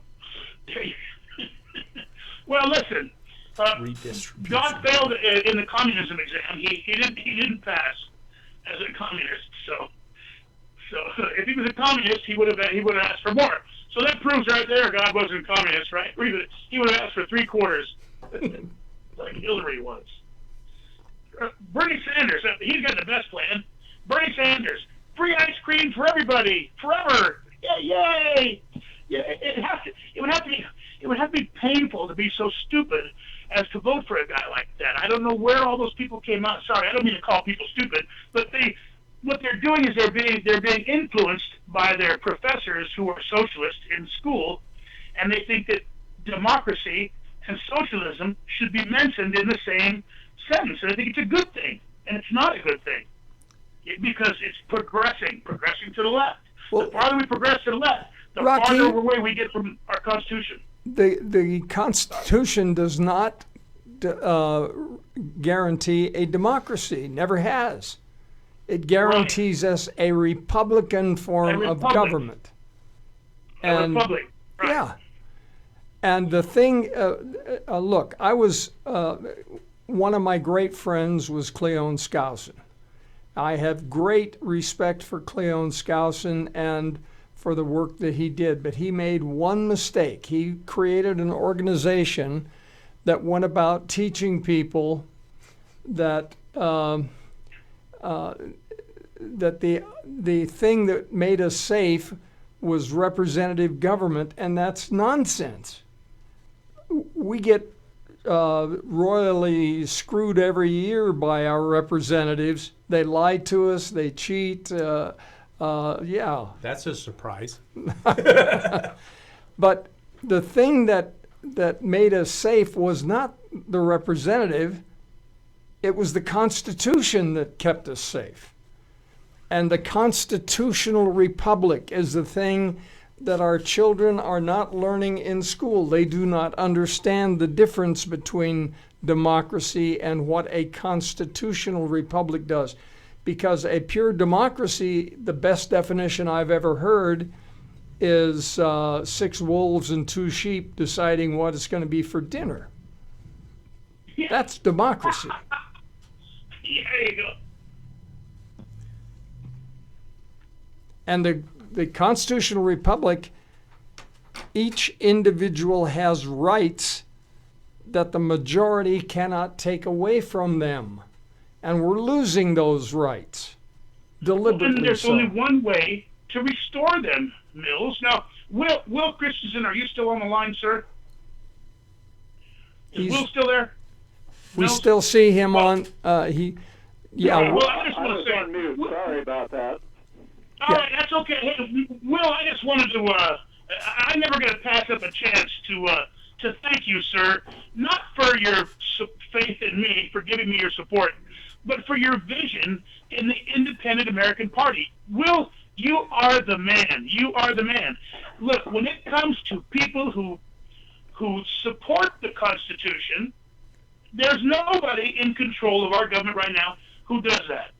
When it comes to people who bleed red, white, and blue, and would seriously, I believe with all my heart, take a bullet for the Constitution, you're talking about Will Christensen. This is a man who has dedicated his entire adult life to trying to find a way to nurture our society back to the Constitution. Will, you are the man. And there's one other thing. The only thing I don't care much about Will Christensen, when we're together, I'm in the room, I'm usually but the handsomest guy. Then Will shows up, and then I'm the second best good-looking guy in the room. That's the only thing I don't like about hanging out with Will. Is he's so darn good-looking, he just steals all of our thunder, man. But seriously, Will, you're the man. Thank you so much for your vision in the Independent American Party. Thank you for your hard work, and God bless you, Will Christensen. I love you, man. I love you with all my heart, brother. Yeah, I only have one fault to throw Will's way, and that is we've got to make sure that more and more people know about this event that's coming up on the 14th and 15th. We've got to get the word out.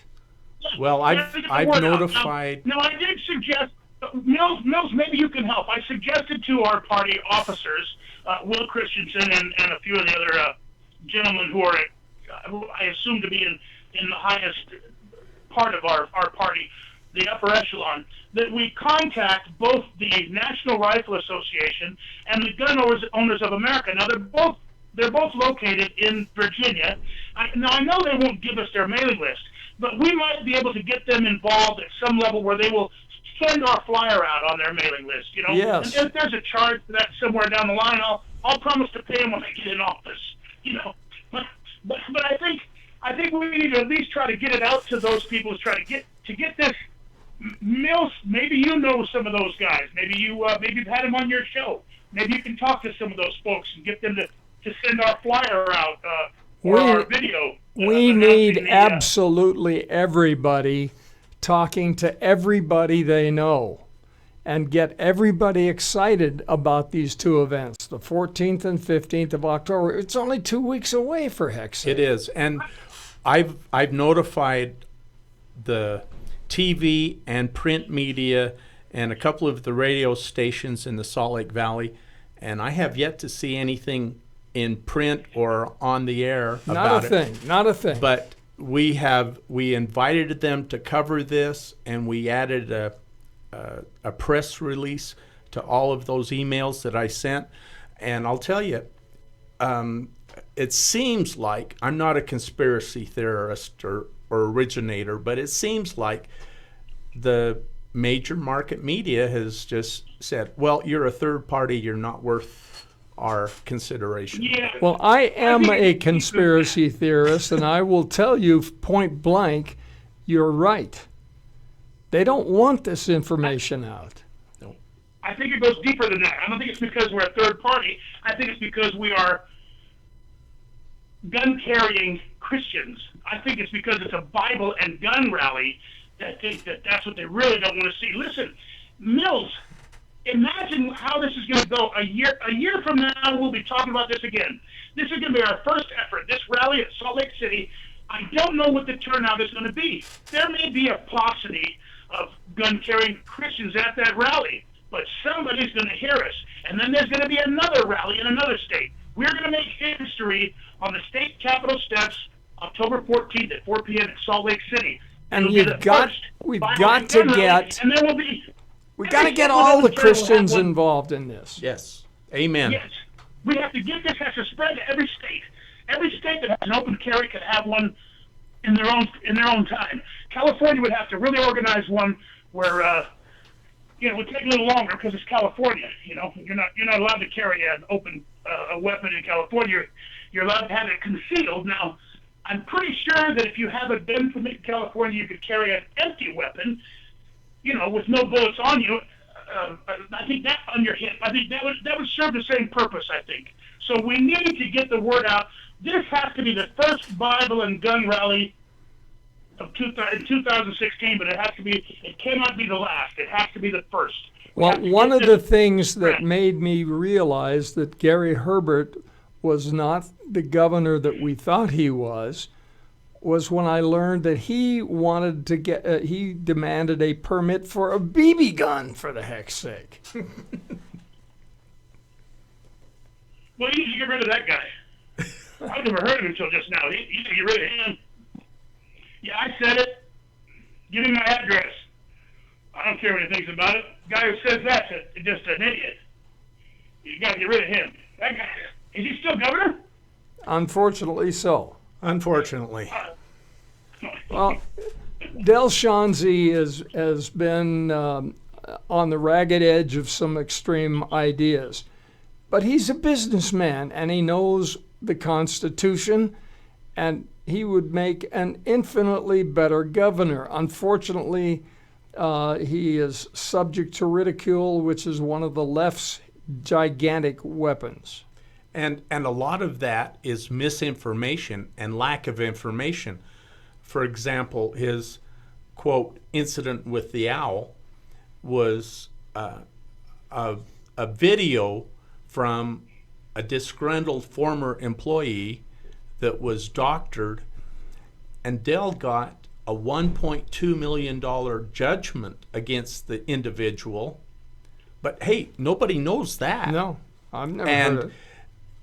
All of the allegations against him have maybe not common sense, but have justification from Dell's side that he really needs to get that out to repair his reputation. But hey, I can't blame him. He's afraid of sticking his foot into the meat grinder one more time, the media meat grinder.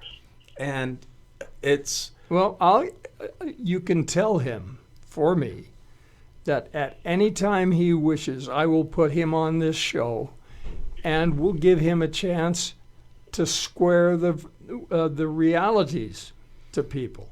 And he needs to. He needs to. I've invited him a couple of times. Said Mills has a real good audience. They're like-minded. Come on out. It's going to be a warm market Yeah. for his concepts. And but he is much more constitutionally sound than our current redcoats up at the state capitol.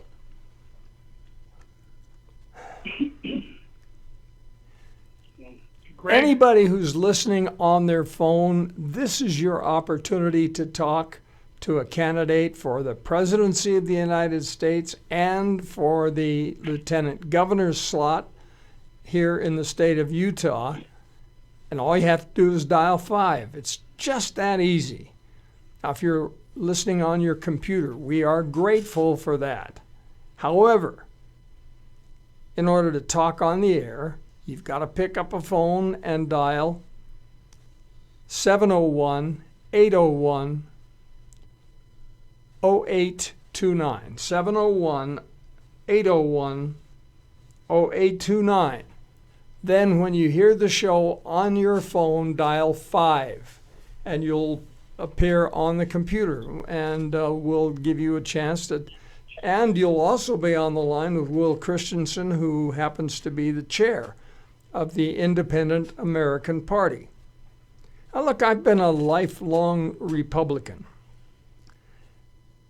I was raised by my grandparents who were lifelong Democrats. They thought FDR was the greatest thing on wheels. So I learned to be, number one, open-minded as a youth, but also I learned how to defend my positions. And I will tell you, there is no question that this time out of the box, the independent-minded voter will decide who our next president will be. There are more independents right now than there are Republicans or Democrats. So this is your opportunity to ask questions and to be part of this conversation. That's what talk radio is all about, and that's what Talk Radio 1 was created for. We want you to have the opportunity to talk with the candidates and ask them questions directly. And I am kind of a busybody, and I have a tendency to ask some pointed questions, but I'm not going to think of some of the things that you will think of, and that's why we want you to call in and ask questions. Now, for example, Rocky, if you are elected president, what will you do about the United Nations? Oh, they got to find a new address. I'm so fed up with the coddling that those communists, well, I have a word for them, guys get from our present administration and past administrations. It's just ridiculous. How dare the United Nations think that they have any right or any leverage by any means to have any say in how we run our country. It's none of their business. They're lucky we let them walk through the gates at the airport and come in, and then they get here and they want to tell us how we're supposed to run our country because we're supposed to keep up with all the other countries. Get on the metric system, learn to speak Spanish, teach your kids some Mandarin Chinese. I'm not the guy. I'm not going to. It's not going to be a love fest between myself and the United Nations. I have, two words to say to them. Get out. Unless they can convince me otherwise that there's a good reason to keep them here, I say we evict them, pull their visas, and tell them I'll just go home or go somewhere else. Okay, one of the things that Barack Obama has been saying is that we've got to cull the military, and he has put us in a position where currently our military right now is weaker than it was before the Second World War. That's in my mind, insanity. And one of the things that Trump has said that is, at least to me, pleasing is he intends to rebuild our Navy and our Air Force and our military until we are the strongest military force in the world. Not because we want to go after anybody, but so that nobody will screw with us. So my question to you is, what's your position on the military? Well, first of all, let's go back a little bit to where your statement started about our military being weak and our present commander-in-chief insulting Mitt Romney by saying, well, we don't need as big of a Navy because we have things called submarines. Yeah. You know, I mean, this guy, Barack Obama, thinks he can just emasculate our military and then tell us all it's a good thing because we don't need a big military because we're so efficient. And that is a lie. Not a half-truth, not a falsism. That is a lie. Okay? Now, my issue with Donald Trump, he says he's going to rebuild the military. Okay? He says he's going to donate $142 billion to school. The money will follow the kid. It's such a wonderful thing. The money will follow the child. Okay. First of all, Donald Trump hasn't come up with where he's going to get this money from. Now, let's remember, here's a guy who says he didn't go bankrupt, only his businesses did. But that's not really true because Donald Trump was the guy in charge. He's the guy that borrowed more money than his companies could pay back.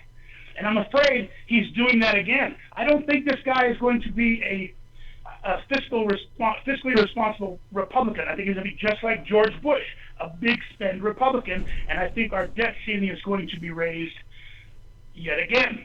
And that's my fear with Mr. Trump. He has not come up with a plan. Well, he says we're going to trim our budget. He hasn't come up with a plan. I haven't seen a budget plan that's going to show where he's going to get all this money. Now, of course, the Independent American Party, we have plans for all these things. Now, I'm not campaigning on your show, so I'm not going to, go through the whole entire plan. But we do have to make cuts in other parts of our government so we can find the money to rebuild our military. Now, those cuts are easy to find. I mean, anybody could. Well, Rick Perry knew where to find them. He couldn't remember where they were when he was asked. But there are ways to trim back our budget. First thing we need is a tax limitation balanced budget, which simply means we have to balance our budget, not spend more money than we have or not spend more money than we're bringing in without raising taxes. That's the first thing we have to do. Then once we balance our budget, we find the money to rebuild our military. Now you're going to have to start cutting back on government spending to find that money. Now, once again, I know where to find it, but I'm not campaigning on your show, and the explanation would take too long. I would love to have a little more time to explain all these things. It's absolutely comprehensive, and without question, it would work. I've told you before on your show that once we get there, eventually what we need to do is allocate 4% of the GDP every year goes to our military, period. Nobody can undercut it. Nobody can ever take that money away. It has to be. This is a bill that has to be passed through a conservative Congress. We're going to need legislators to pass a bill that says that 4% of the gross domestic product every year goes towards our military, and that would do it. That's how you keep our military strong. Then, in case a liberal ever gets in office again, they can't castrate, emasculate our military like Obama has done and like Hillary Clinton will do. Now, Trump says, I'm the most militaristic guy you'll ever see. I don't think that's even a word, but then he says, let Russia take care of Syria and we'll deal with Russia after. That's not a militaristic guy.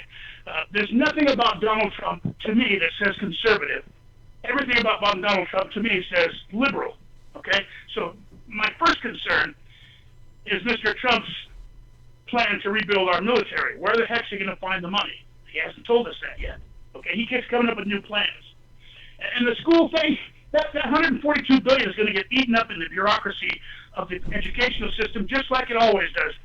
I'm sorry, but for decades, white people have been throwing money at the black education problem, and it doesn't work. It doesn't solve a problem. You have to get into the inner city. How in the heck is telling a kid who's already dropped out of school and joined a gang, no, you have school choice. Well, I already chose not to go to school. How is that going to get that kid back into school? Well, it's not. Well, I have a plan to get those kids back in school. Then school choice will make a difference, okay? But your question was about the military. I hope I've answered it. And then I do have a question for Mr. Durden and Mr. Christensen when you're through, Will, on Mills. Go ahead. Well, listen, something that our candidate for lieutenant governor said was spot on just before you went to commercial about an hour ago, and I said I wanted to take issue with that. The problem we have with our independent candidates is people just, they just don't see the logic in supporting an independent candidate.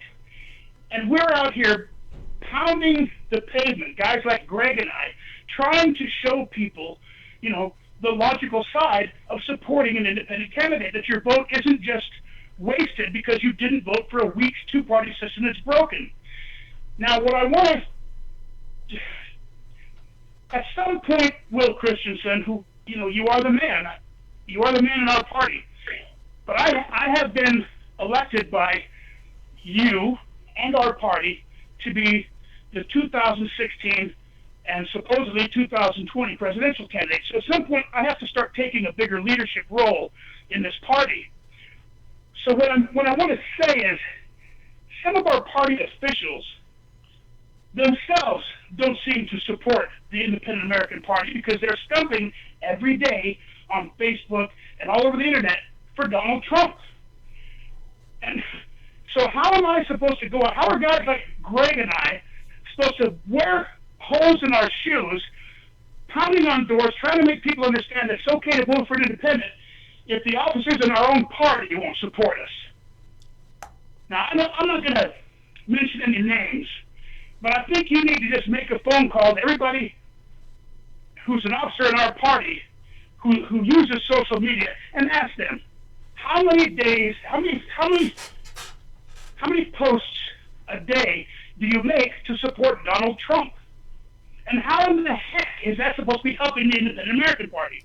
I'm sorry, but it's the truth. And at some point, if I'm going to be the man carrying the brand of the IAP, then at some point I'm going to have to step up and call some of our party officers on the mistakes that they're making. I don't appreciate it. I don't appreciate seeing it on Facebook and social media every day from some of the smartest men in our party, some of the leaders, some of the officers who are, proposed to be in line to take over. And I'm sure Greg Dworden doesn't appreciate it either, seeing our party members stump for Donald Trump.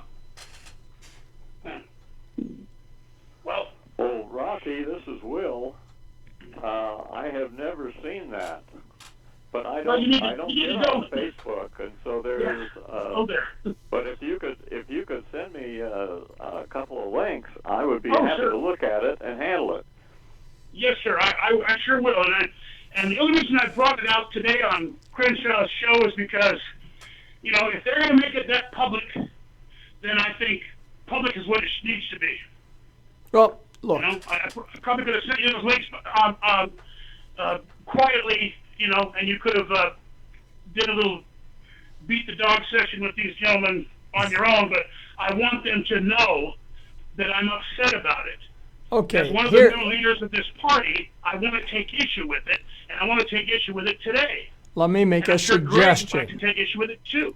Let me make a suggestion. I recommend that every party leader get on a bandwagon that says basically the independent voter this time out of the box is going to decide who our next executives are going to be, period. We're going to register as a Republican. Well, now, wait a second. I don't care if it's Republican or Democrat or Independent American Party or Whig or any party you want to name. The fact is, there is no question that the final decision is going to come down to the independent-minded voter. Voters who haven't voted in the past, voters who are undecided, voters who are still weighing for whom they vote. But the one thing that is absolutely essential in my personal point of view, and I'm not speaking for anyone else, not for Rocky, not for the Independent American Party, but Mills Crenshaw radio talk show host, as far as I am concerned, there is only one person in this campaign who is evil, who will harm the United States. And that's Hillary Rotten Clinton. That's my personal opinion. And I want to see Rocky be president. If Rocky can break through the glass ceiling, the real glass ceiling, has nothing to do with sex. It has to do with preconceived notions. But if Rocky can break through that ceiling and become a candidate, a real candidate, I would love to see Rocky as the next president. And if he can't, I want to see him stop Hillary. And Rocky, this is Greg. I want you to know, Rocky, I want you to know I have a Facebook page and a website that I post on a lot. I posted all 15 principles of the IAP on my Facebook page, and my wife and I battle over who gets on Facebook, who gets the computer for Facebook anyway. But we have several, and you can look up my Facebook page and join in. I've had several today, actually. Some trolling going on.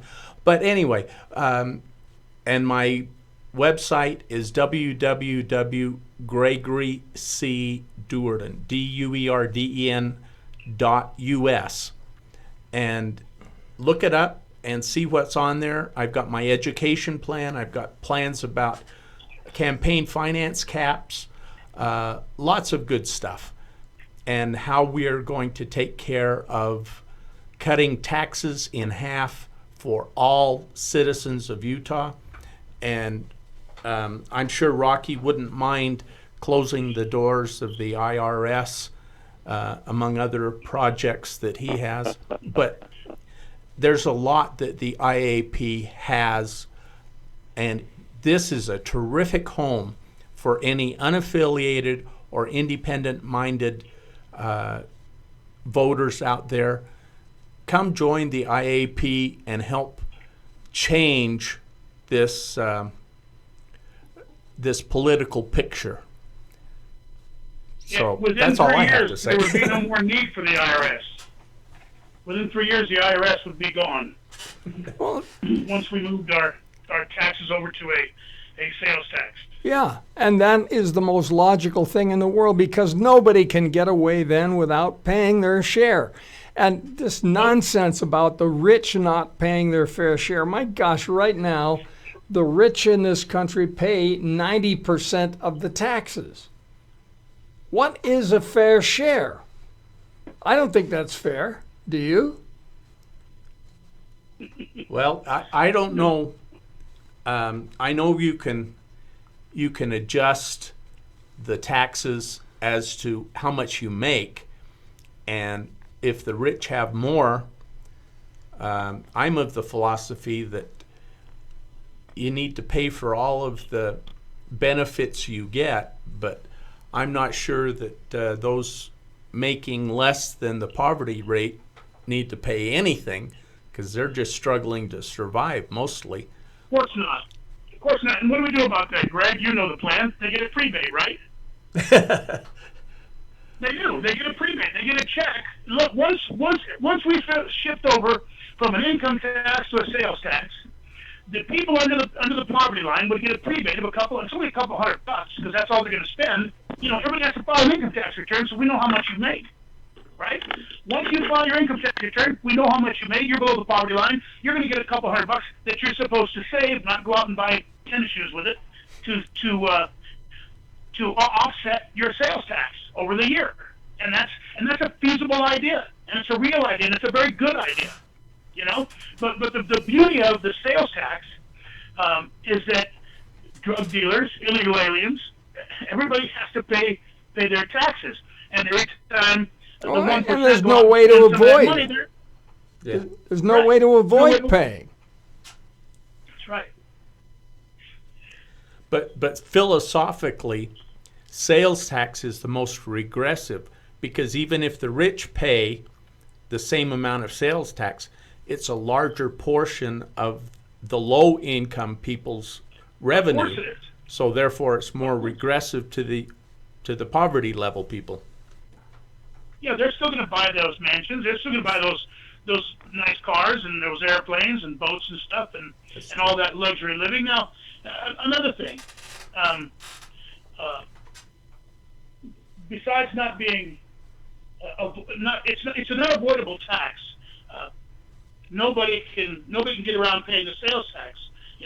It will alleviate the bracket creep and the fiscal drag and all the problems that come with the progressive tax plans. They just don't work. Well, and the idea of a death tax, for example, becomes useless. Of what value is the death tax? Because if the family's wealth is passed down to the progeny, when they spend something, they're going to pay their tax. Right. Exactly. It makes all of that irrelevant. And you know what the beauty of it is? The next time a liberal gets in office and tries to raise your taxes, and you're one of those people you consider a poor person, and you see it on your sales tax receipt, now you're paying 15%, now you're paying 18%, now you're paying 20%. Guess what?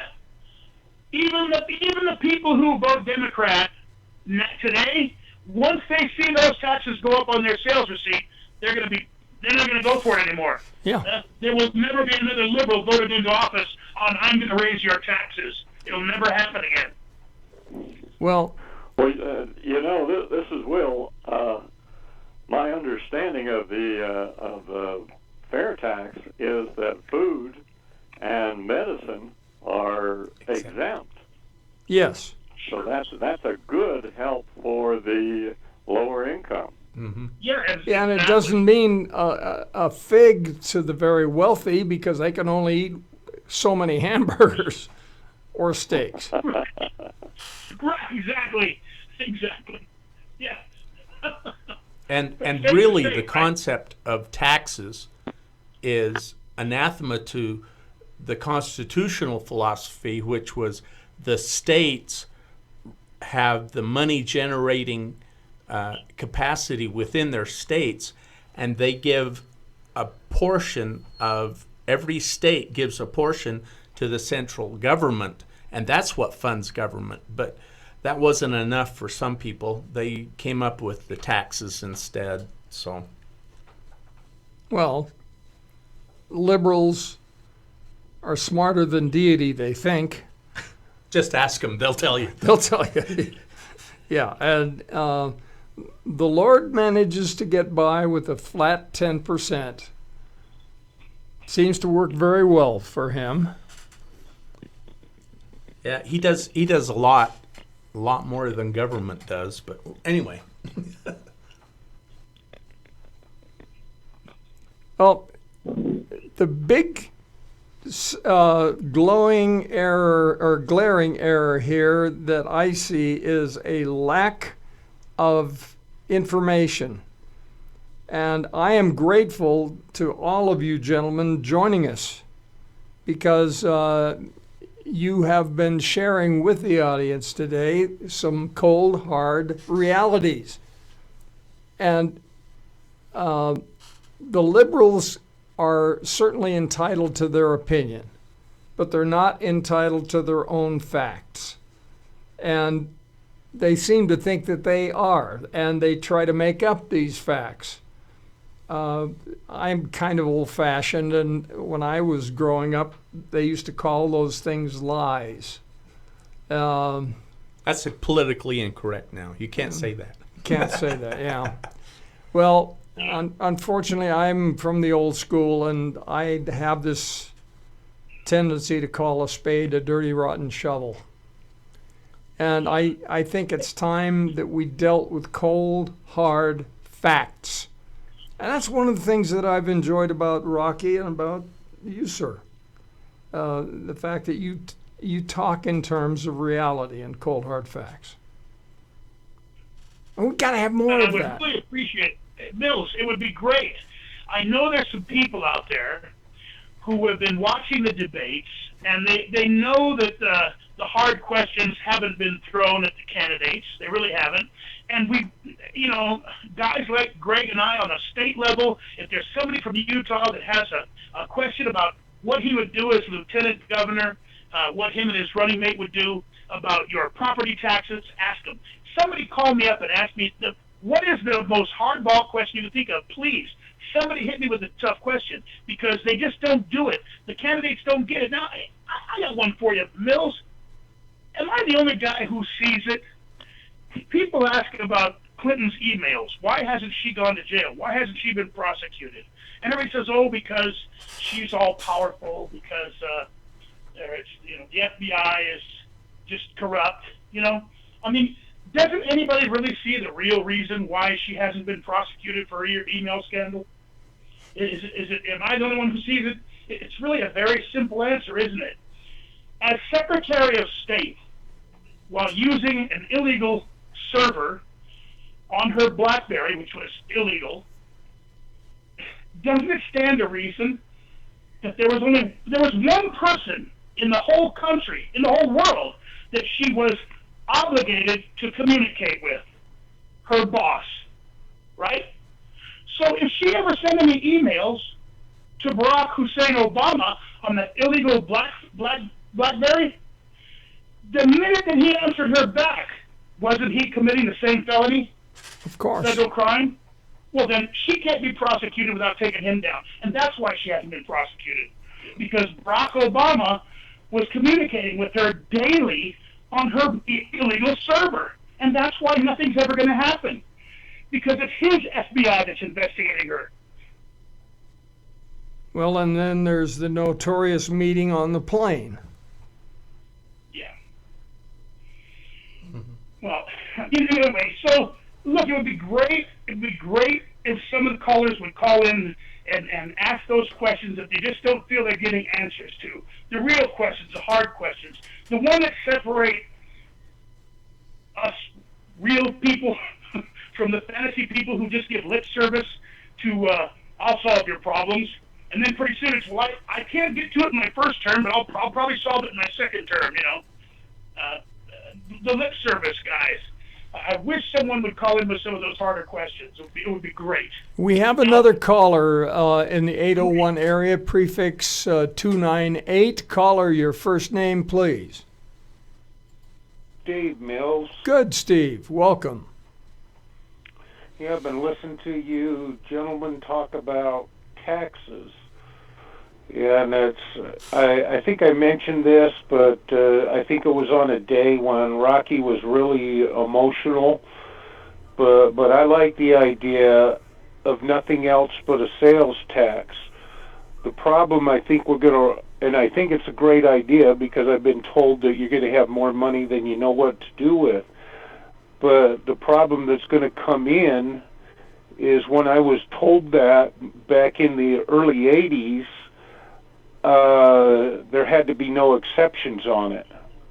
That means everybody pays that sales tax, which means groups and people that are normally exempt now would not be exempt under that type of a program. Oh, but most of those groups actually do pay sales tax. There are some exceptions, but for example, if a church or a school goes out and buys a blackboard or some chalk, they typically are going to pay sales tax on that unless they have a card that gives them an exemption. And if there are organizations that we don't want to tax, like churches or schools or whatever, they can be given a tax-exempt card. That's pretty simple to sell, but it still doesn't involve giving them a discount or giving them a pass on paying sales tax unless they're in a class like a church or a school that should not be taxed.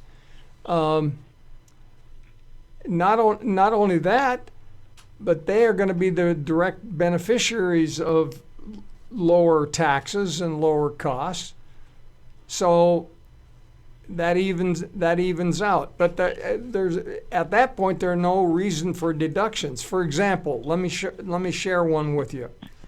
What about charitable contributions? Well, when you get money, if you give it to a charitable organization immediately, you're not going to be paid tax on that. And the only tax that might be paid is at the other end when they spend it.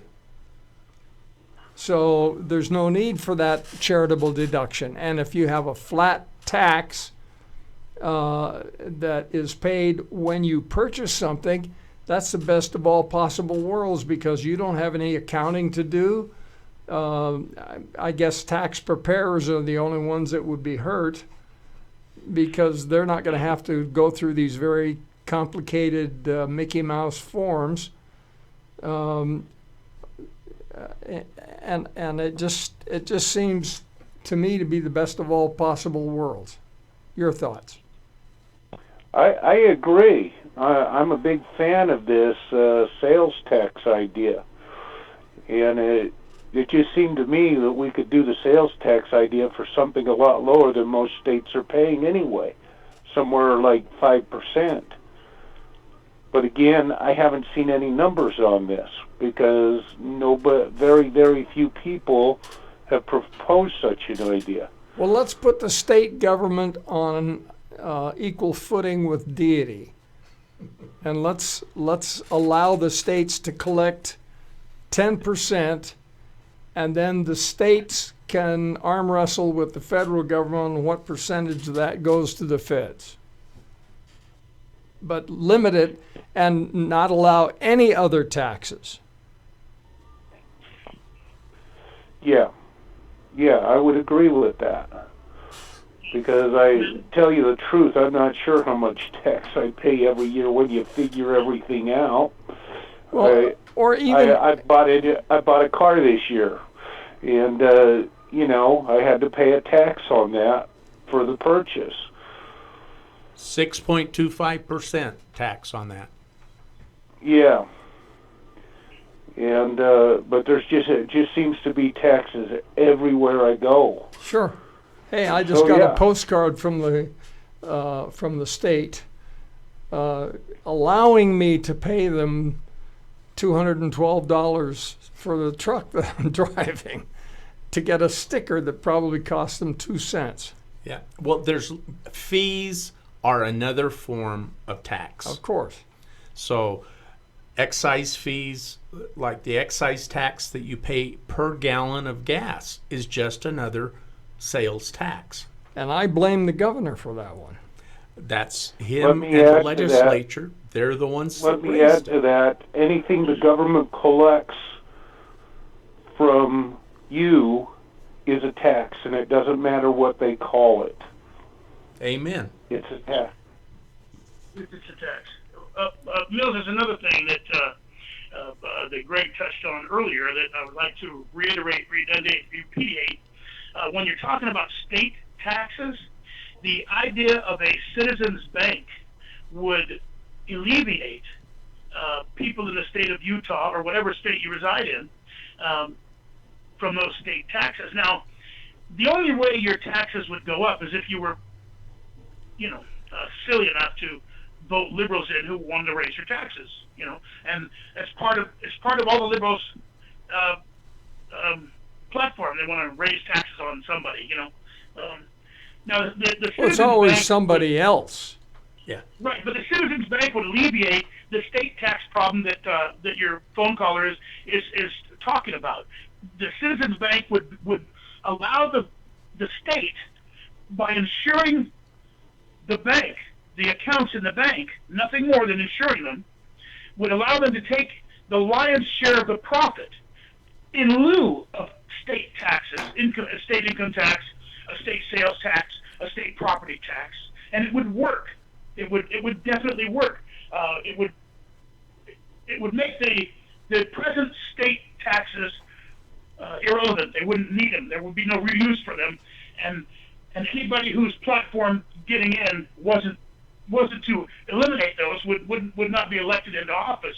It would get the ball rolling in the right direction and keep it snowballing in the right direction. And that's the most important thing about that sales tax, is it can be eliminated by the rest of the independent American Party's plan for a citizens bank. Yes. And that's a brilliant plan. It really is. For example, if we were to take the state budget, which is approaching $15 billion for the state of Utah, if you take $15 billion, put it into a citizen-owned bank, that automatically goes over $1 trillion just by the way the banks leverage everything.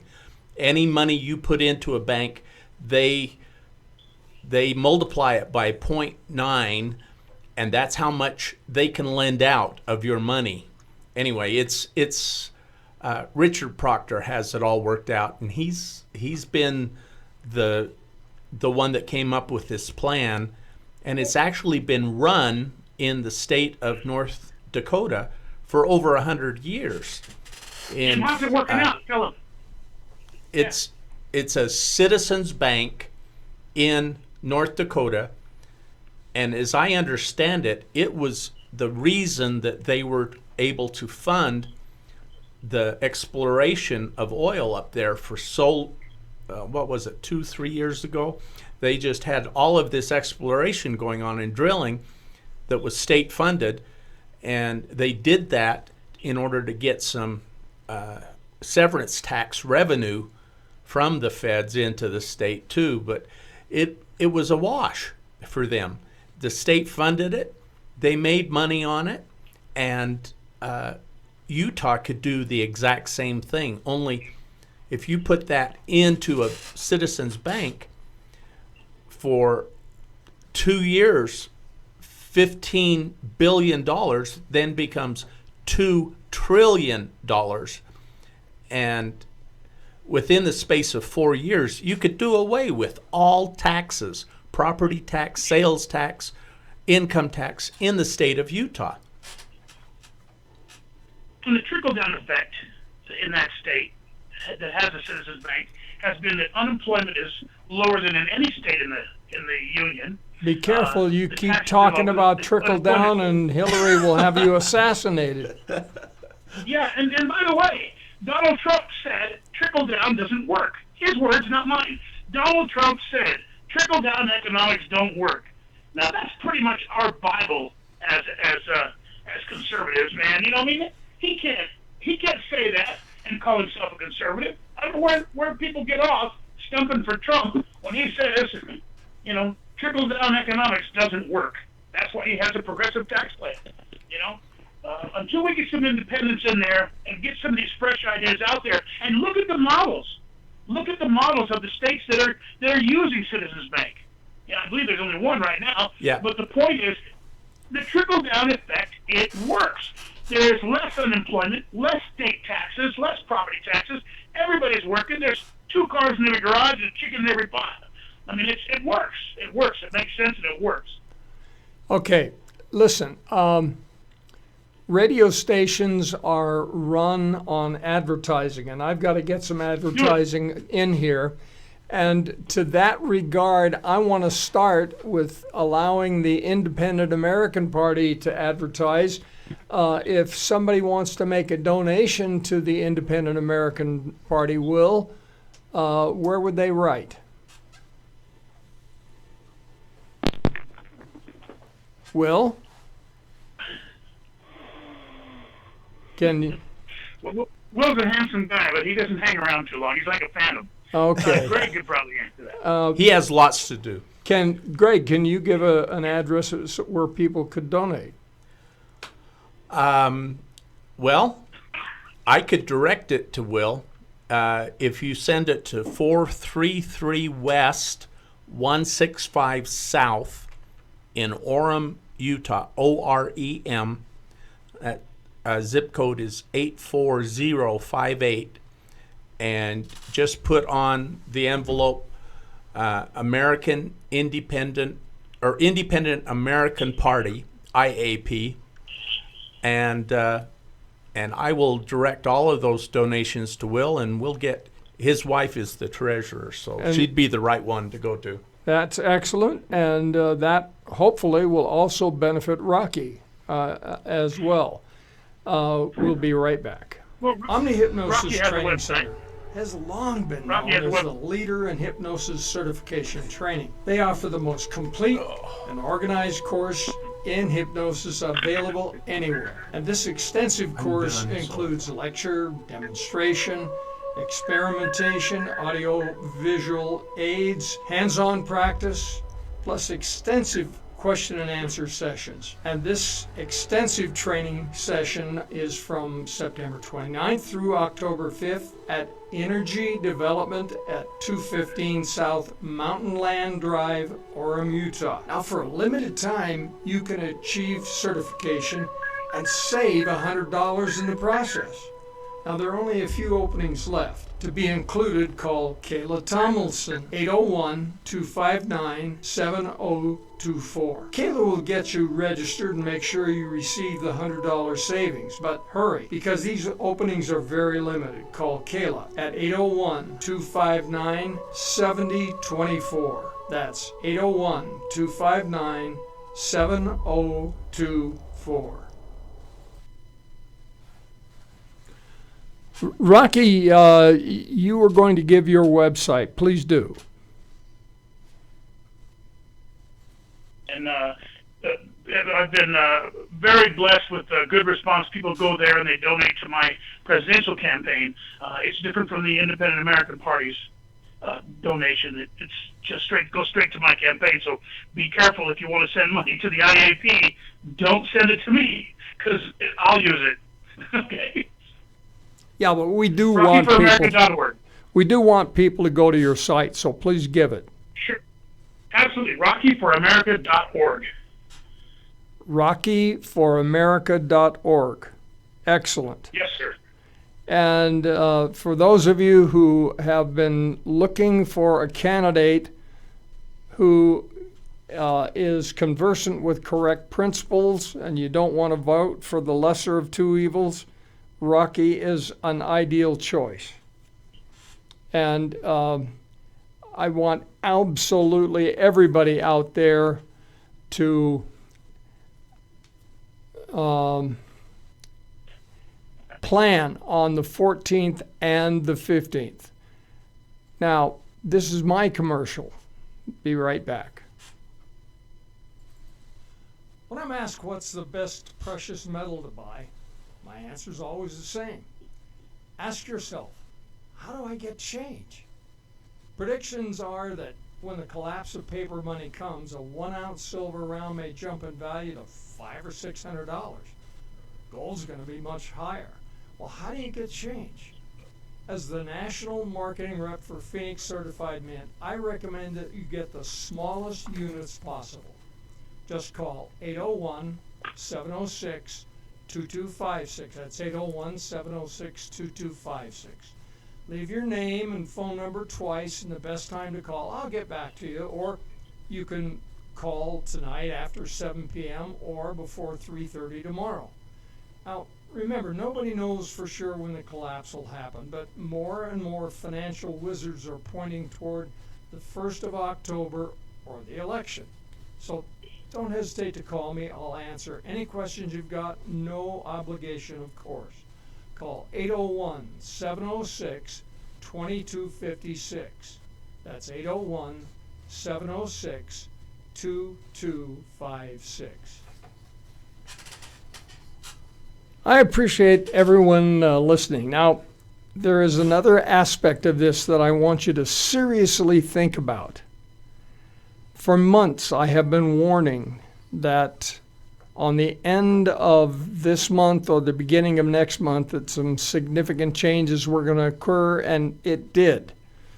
Today, the 30th, as predicted, the International Monetary Fund did launch the new basket of currencies, which includes the Chinese renminbi. And that determines the new currency amount. Now, to mark the launch of this new SDR basket, Ms. Christine Lagarde, Managing Director of the International Monetary Fund, and as I understand, also a member of the Illuminati, she stated the following, quote, "The expansion of the SDR basket is an important and historic milestone for the SDR, the fund, China, and the international monetary system.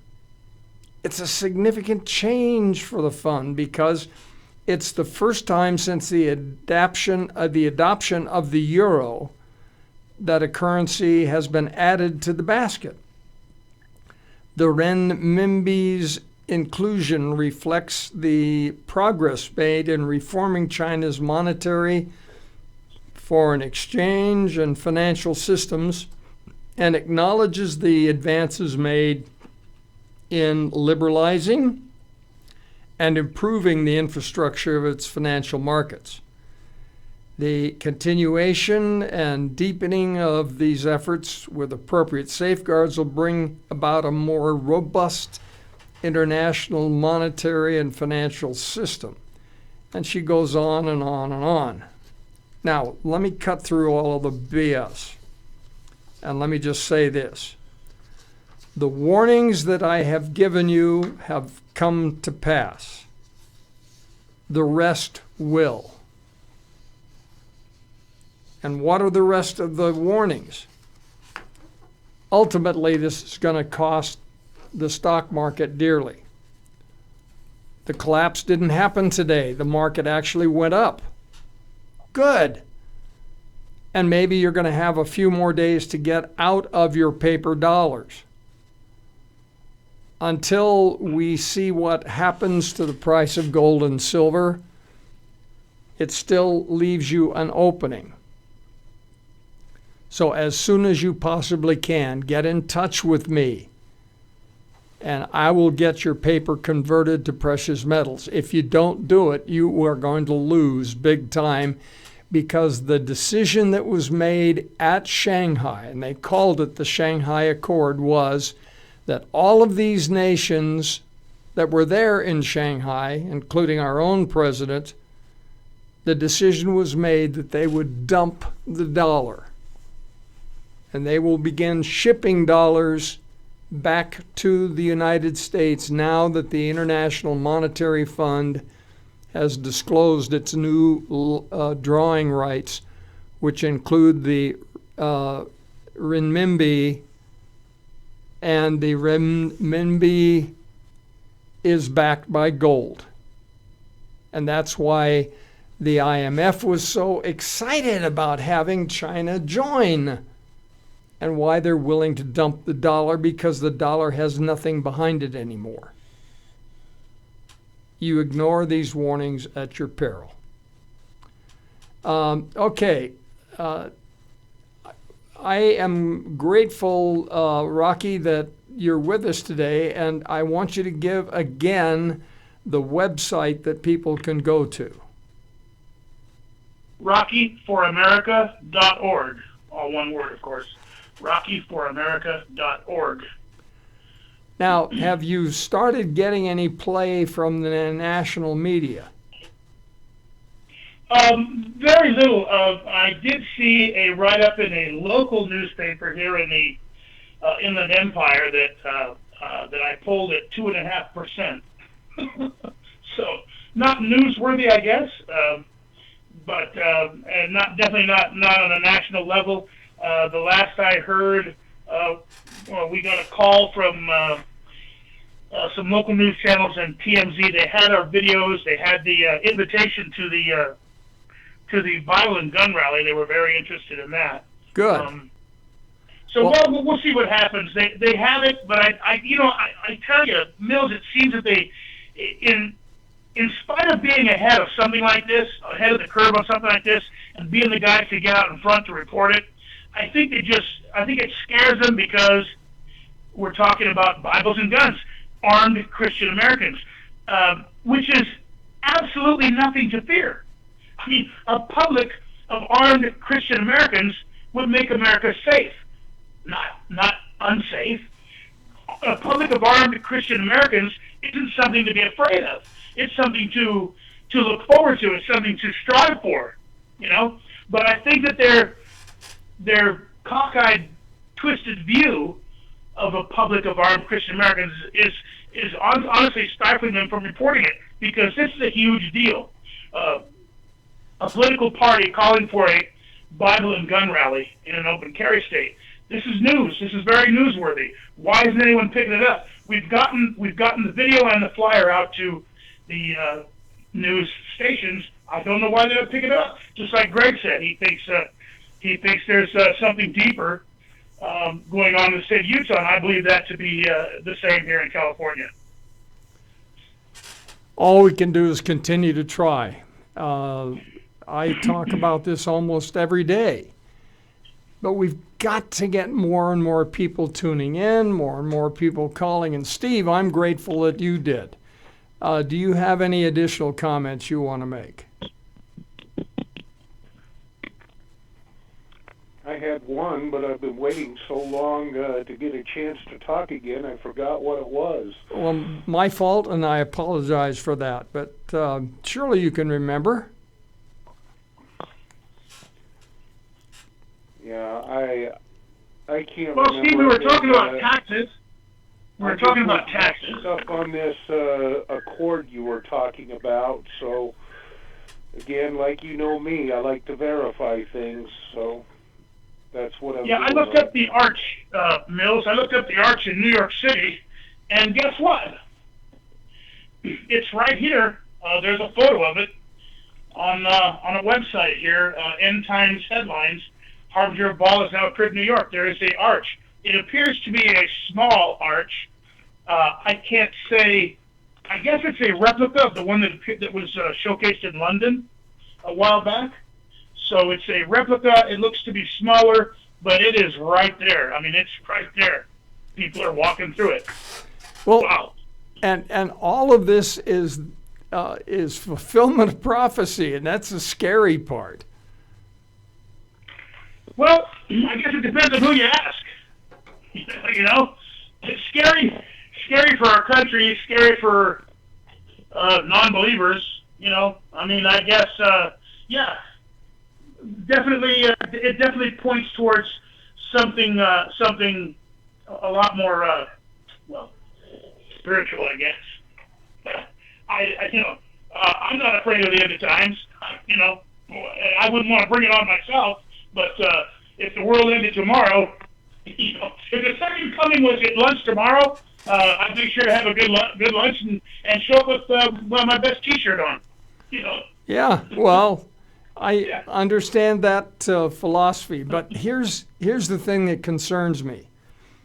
When ancient Israel turned away from deity and started following Baal, they went to their destruction.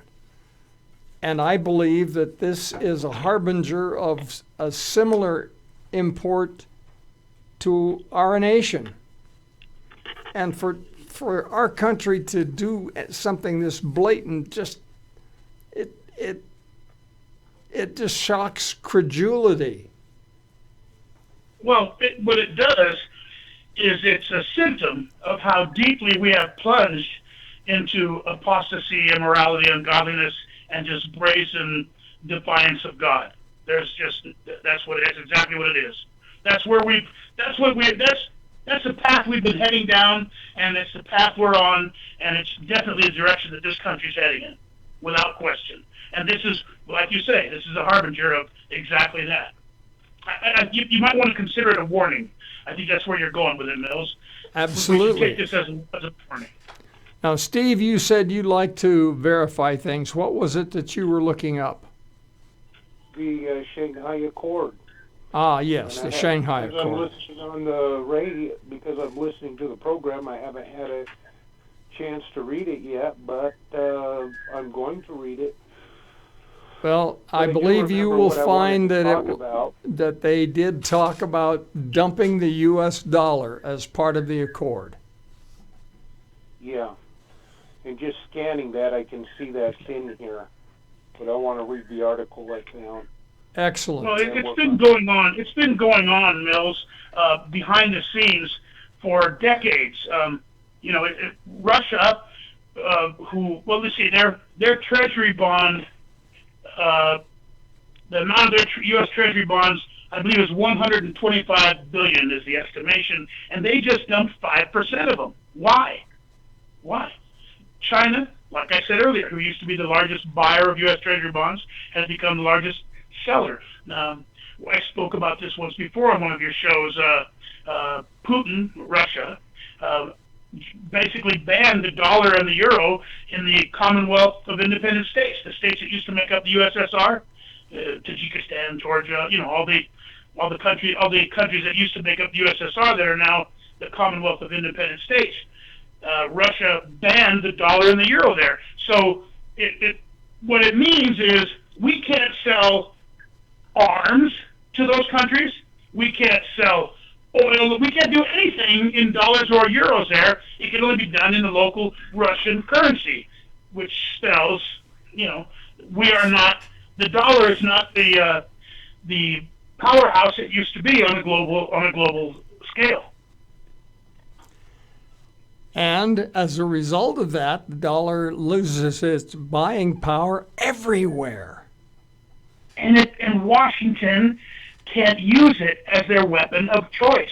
I mean, let's face it, our military, of course, but more importantly, the dollar has been what the United States has used to, against, it's a sledgehammer we hit people in the head with when they act up. China, Russia, it used to be. It's not effective anymore. They have neutralized the dollar as DC's weapon of choice, and by opening regional branches that work in their own currency, it gives them a straighter, cleaner path to our capital markets, and they can't be manipulated by Wall Street or Washington D.C. anymore. So they just do whatever they want. Now they're going. Now look what's happening. I mean, this is where that was headed. It's been headed that way, and now we got there. So, well, you're right. It's gonna get tough. There's a very famous song called "Rum and Coca-Cola," and the punchline is "Working for the Yankee Dollar," and that's not going to be a factor anymore. No. Wow. I guess I think that this is one of the issues that hasn't been brought up. Both of our presidential candidates are whistling by the graveyard. They're not talking about the devaluation of the dollar. They're not talking about the $20 trillion debt. They're not talking about that $24 trillion limit. That once we get to $24 trillion, we won't be able to pay the interest on the loan. They're not talking about how Russia and China have been working feverishly to neutralize Washington D.C. by weakening the dollar. I mean, this is something that just hasn't come up, and it's much more important than Trump's hairdo or his makeup or Hillary's emails. I mean, this is the stuff that hasn't been talked about, and these are the real issues that threaten our country as a society. These are the ones that are going to dictate where we go as a nation into the future. This election cycle, this 2016 election cycle, has more riding on it than any election before. And who have we got? Out of 320 million people, look at the two idiots that we were left to choose between. Are you kidding me? Are you kidding me? Our two-party system is so broken, Mills, that all we have left to do is decide the lesser of two evils.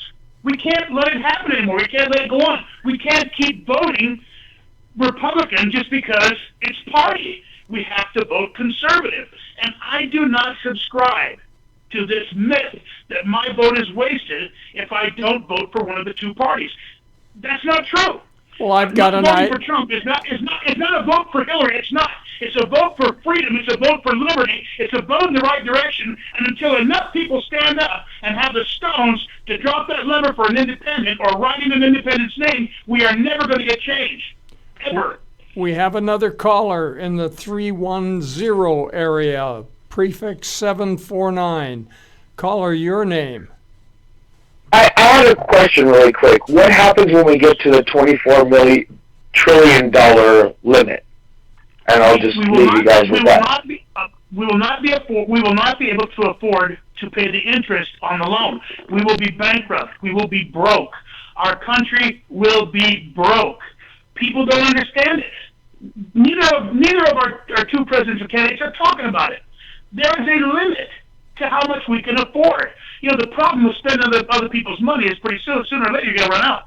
Look, $24 trillion, by the time Barack Obama leaves office next year, we will be $20 trillion in debt. Once we get to 24, we will not be able to afford the interest on the loan. We will be bankrupt. Our country will be broke. And that is what Hillary Clinton and her ilk, Barack Obama, and the rest of Saul Alinsky's little minions want to do. They have to break the bank. Once they break the bank, we will be poor. We will be controllable.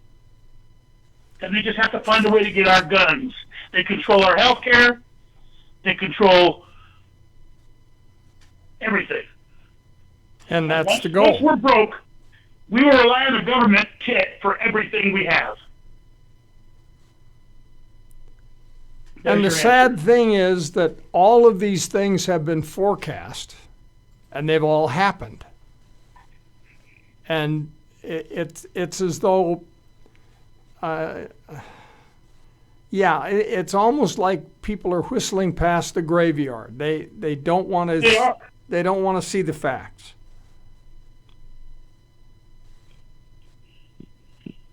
They won't. They won't bring it up. They won't mention it because they don't have solutions. Get it? There's nothing. They can't do anything about it. You know, they don't know what to do about it. Neither of them. Hillary wants to raise the debt ceiling, and whether Trump realizes it or not, with all of the spending he's talking about, he's going to have to raise the debt ceiling.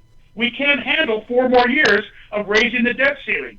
If we do, we will be right there when either one of them gets out of office in 4 years. A second term for either would be like a bullet to the brain. It'll be over. I believe the caller from the 310 area was calling from Illinois. I believe that's where 310 was. Both that caller and Steve have dropped off. So if you have a last... 310 is in LA, is the Los Angeles area. Oh, it is. Okay. So that call was from LA. I'm glad you corrected me. Somebody with an LA number. Excellent. Okay. Yeah. Well, I'm glad to learn that. Rocky, we've got 7 minutes left in the show. I would like the audience to hear from you what your plans would be if you were fortunate enough to be elected president. Well, look, the first thing you have to do is balance the budget. There are cuts that need to be made. I don't have, in 7 minutes, I can't get into them, but of course, the commerce, education, I mean, we know the cuts that have to be made, right? And they have to be made quickly. We cannot raise taxes to balance our budget. We have to have a tax limitation balanced budget, and we have to pay down that $21 to $20 trillion debt. Now, Trump says using the penny plan, he can do it in 10 years. Well, I suppose that the studies say that the penny plan will work in 10 years if he doesn't spend more money than he has coming in. But by everything he's said, he's going to be raising the debt ceiling too. He's not going to. he's not going to balance the budget. Okay, so he won't be able to pay down the debt. I could pay down that debt, Mills, in 5 years. Now, I know that sounds fantastic, but trust me, the math is there. I'm not campaigning in 7 minutes. So I don't have time to do it. Well, you're talking about the state banking system, at least in part, I believe. Well, actually, that has nothing to do with it. The state banking system will alleviate the tax strain, the property taxes, the necessity for all of that. It would definitely help, but that would take a while to institute. I'm talking about immediate relief. Immediate relief. The first thing I do is give everybody, every citizen of the United States and every state in the union gets, they don't have to use, if you like your Obamacare, keep it. But everybody gets a get out of Obamacare free card. Yeah, nobody has right now. We are forced to use it, right? Everybody's forced into this whole national health care. Now, Trump says he wants to get rid of Obamacare and replace it with something really good. Well, that's just another government-run health care program. It's going to be Trump care or Hillary care. That's not going to work. Everybody gets a get out of Obamacare free card. It's no longer a necessity. Nobody's obligated to use Obamacare. All right, then we repeal it. And, well, are you familiar with the MediShare projects done by religious organizations? No. Okay, brilliant. People who sign up for this, they simply monthly pay a share of other Christians' medical expenses, and they never have to pay for things that violate their religious sensibilities. And so the cost is just the actual cost of whatever medical procedures were had, and that is shared by all members who belong to the MediShare program. No frills, no gotchas. Yeah, something I would have to look at. Another problem that nobody's going to take care of now as it comes out, what Donald Trump is talking about now is a touchback amnesty, a wall with a big, beautiful door in it so people can go out and come back in. He's always been talking about it. People never listen. He's always said, August of 2015, he told Greta Van Susteren, we have to get these illegal people out and then get them back in as quickly as possible. Go back home. It's a day trip. You go back, you get your visa, you come back. They'll have visas and green cards. In a year, Trump will be able to say, we have no more illegal aliens, but they'll still be here draining our economy, using welfare. No more freebies for non-citizens. That's number one, right? No more freebies for non-citizens. I hope I made that clear. We have to make E-Verify. We have immigration laws in the books. It's time to enforce them. If you're working and drawing welfare, you're going to jail. Then you're going home.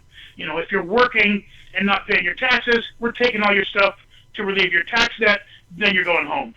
If you file an income tax return under my plan, you'd be off my radar for deportation. Talking about illegal aliens, it's another very important subject that we have to breach. We have to do something about our illegal alien problem, and it doesn't have to be a touchback amnesty.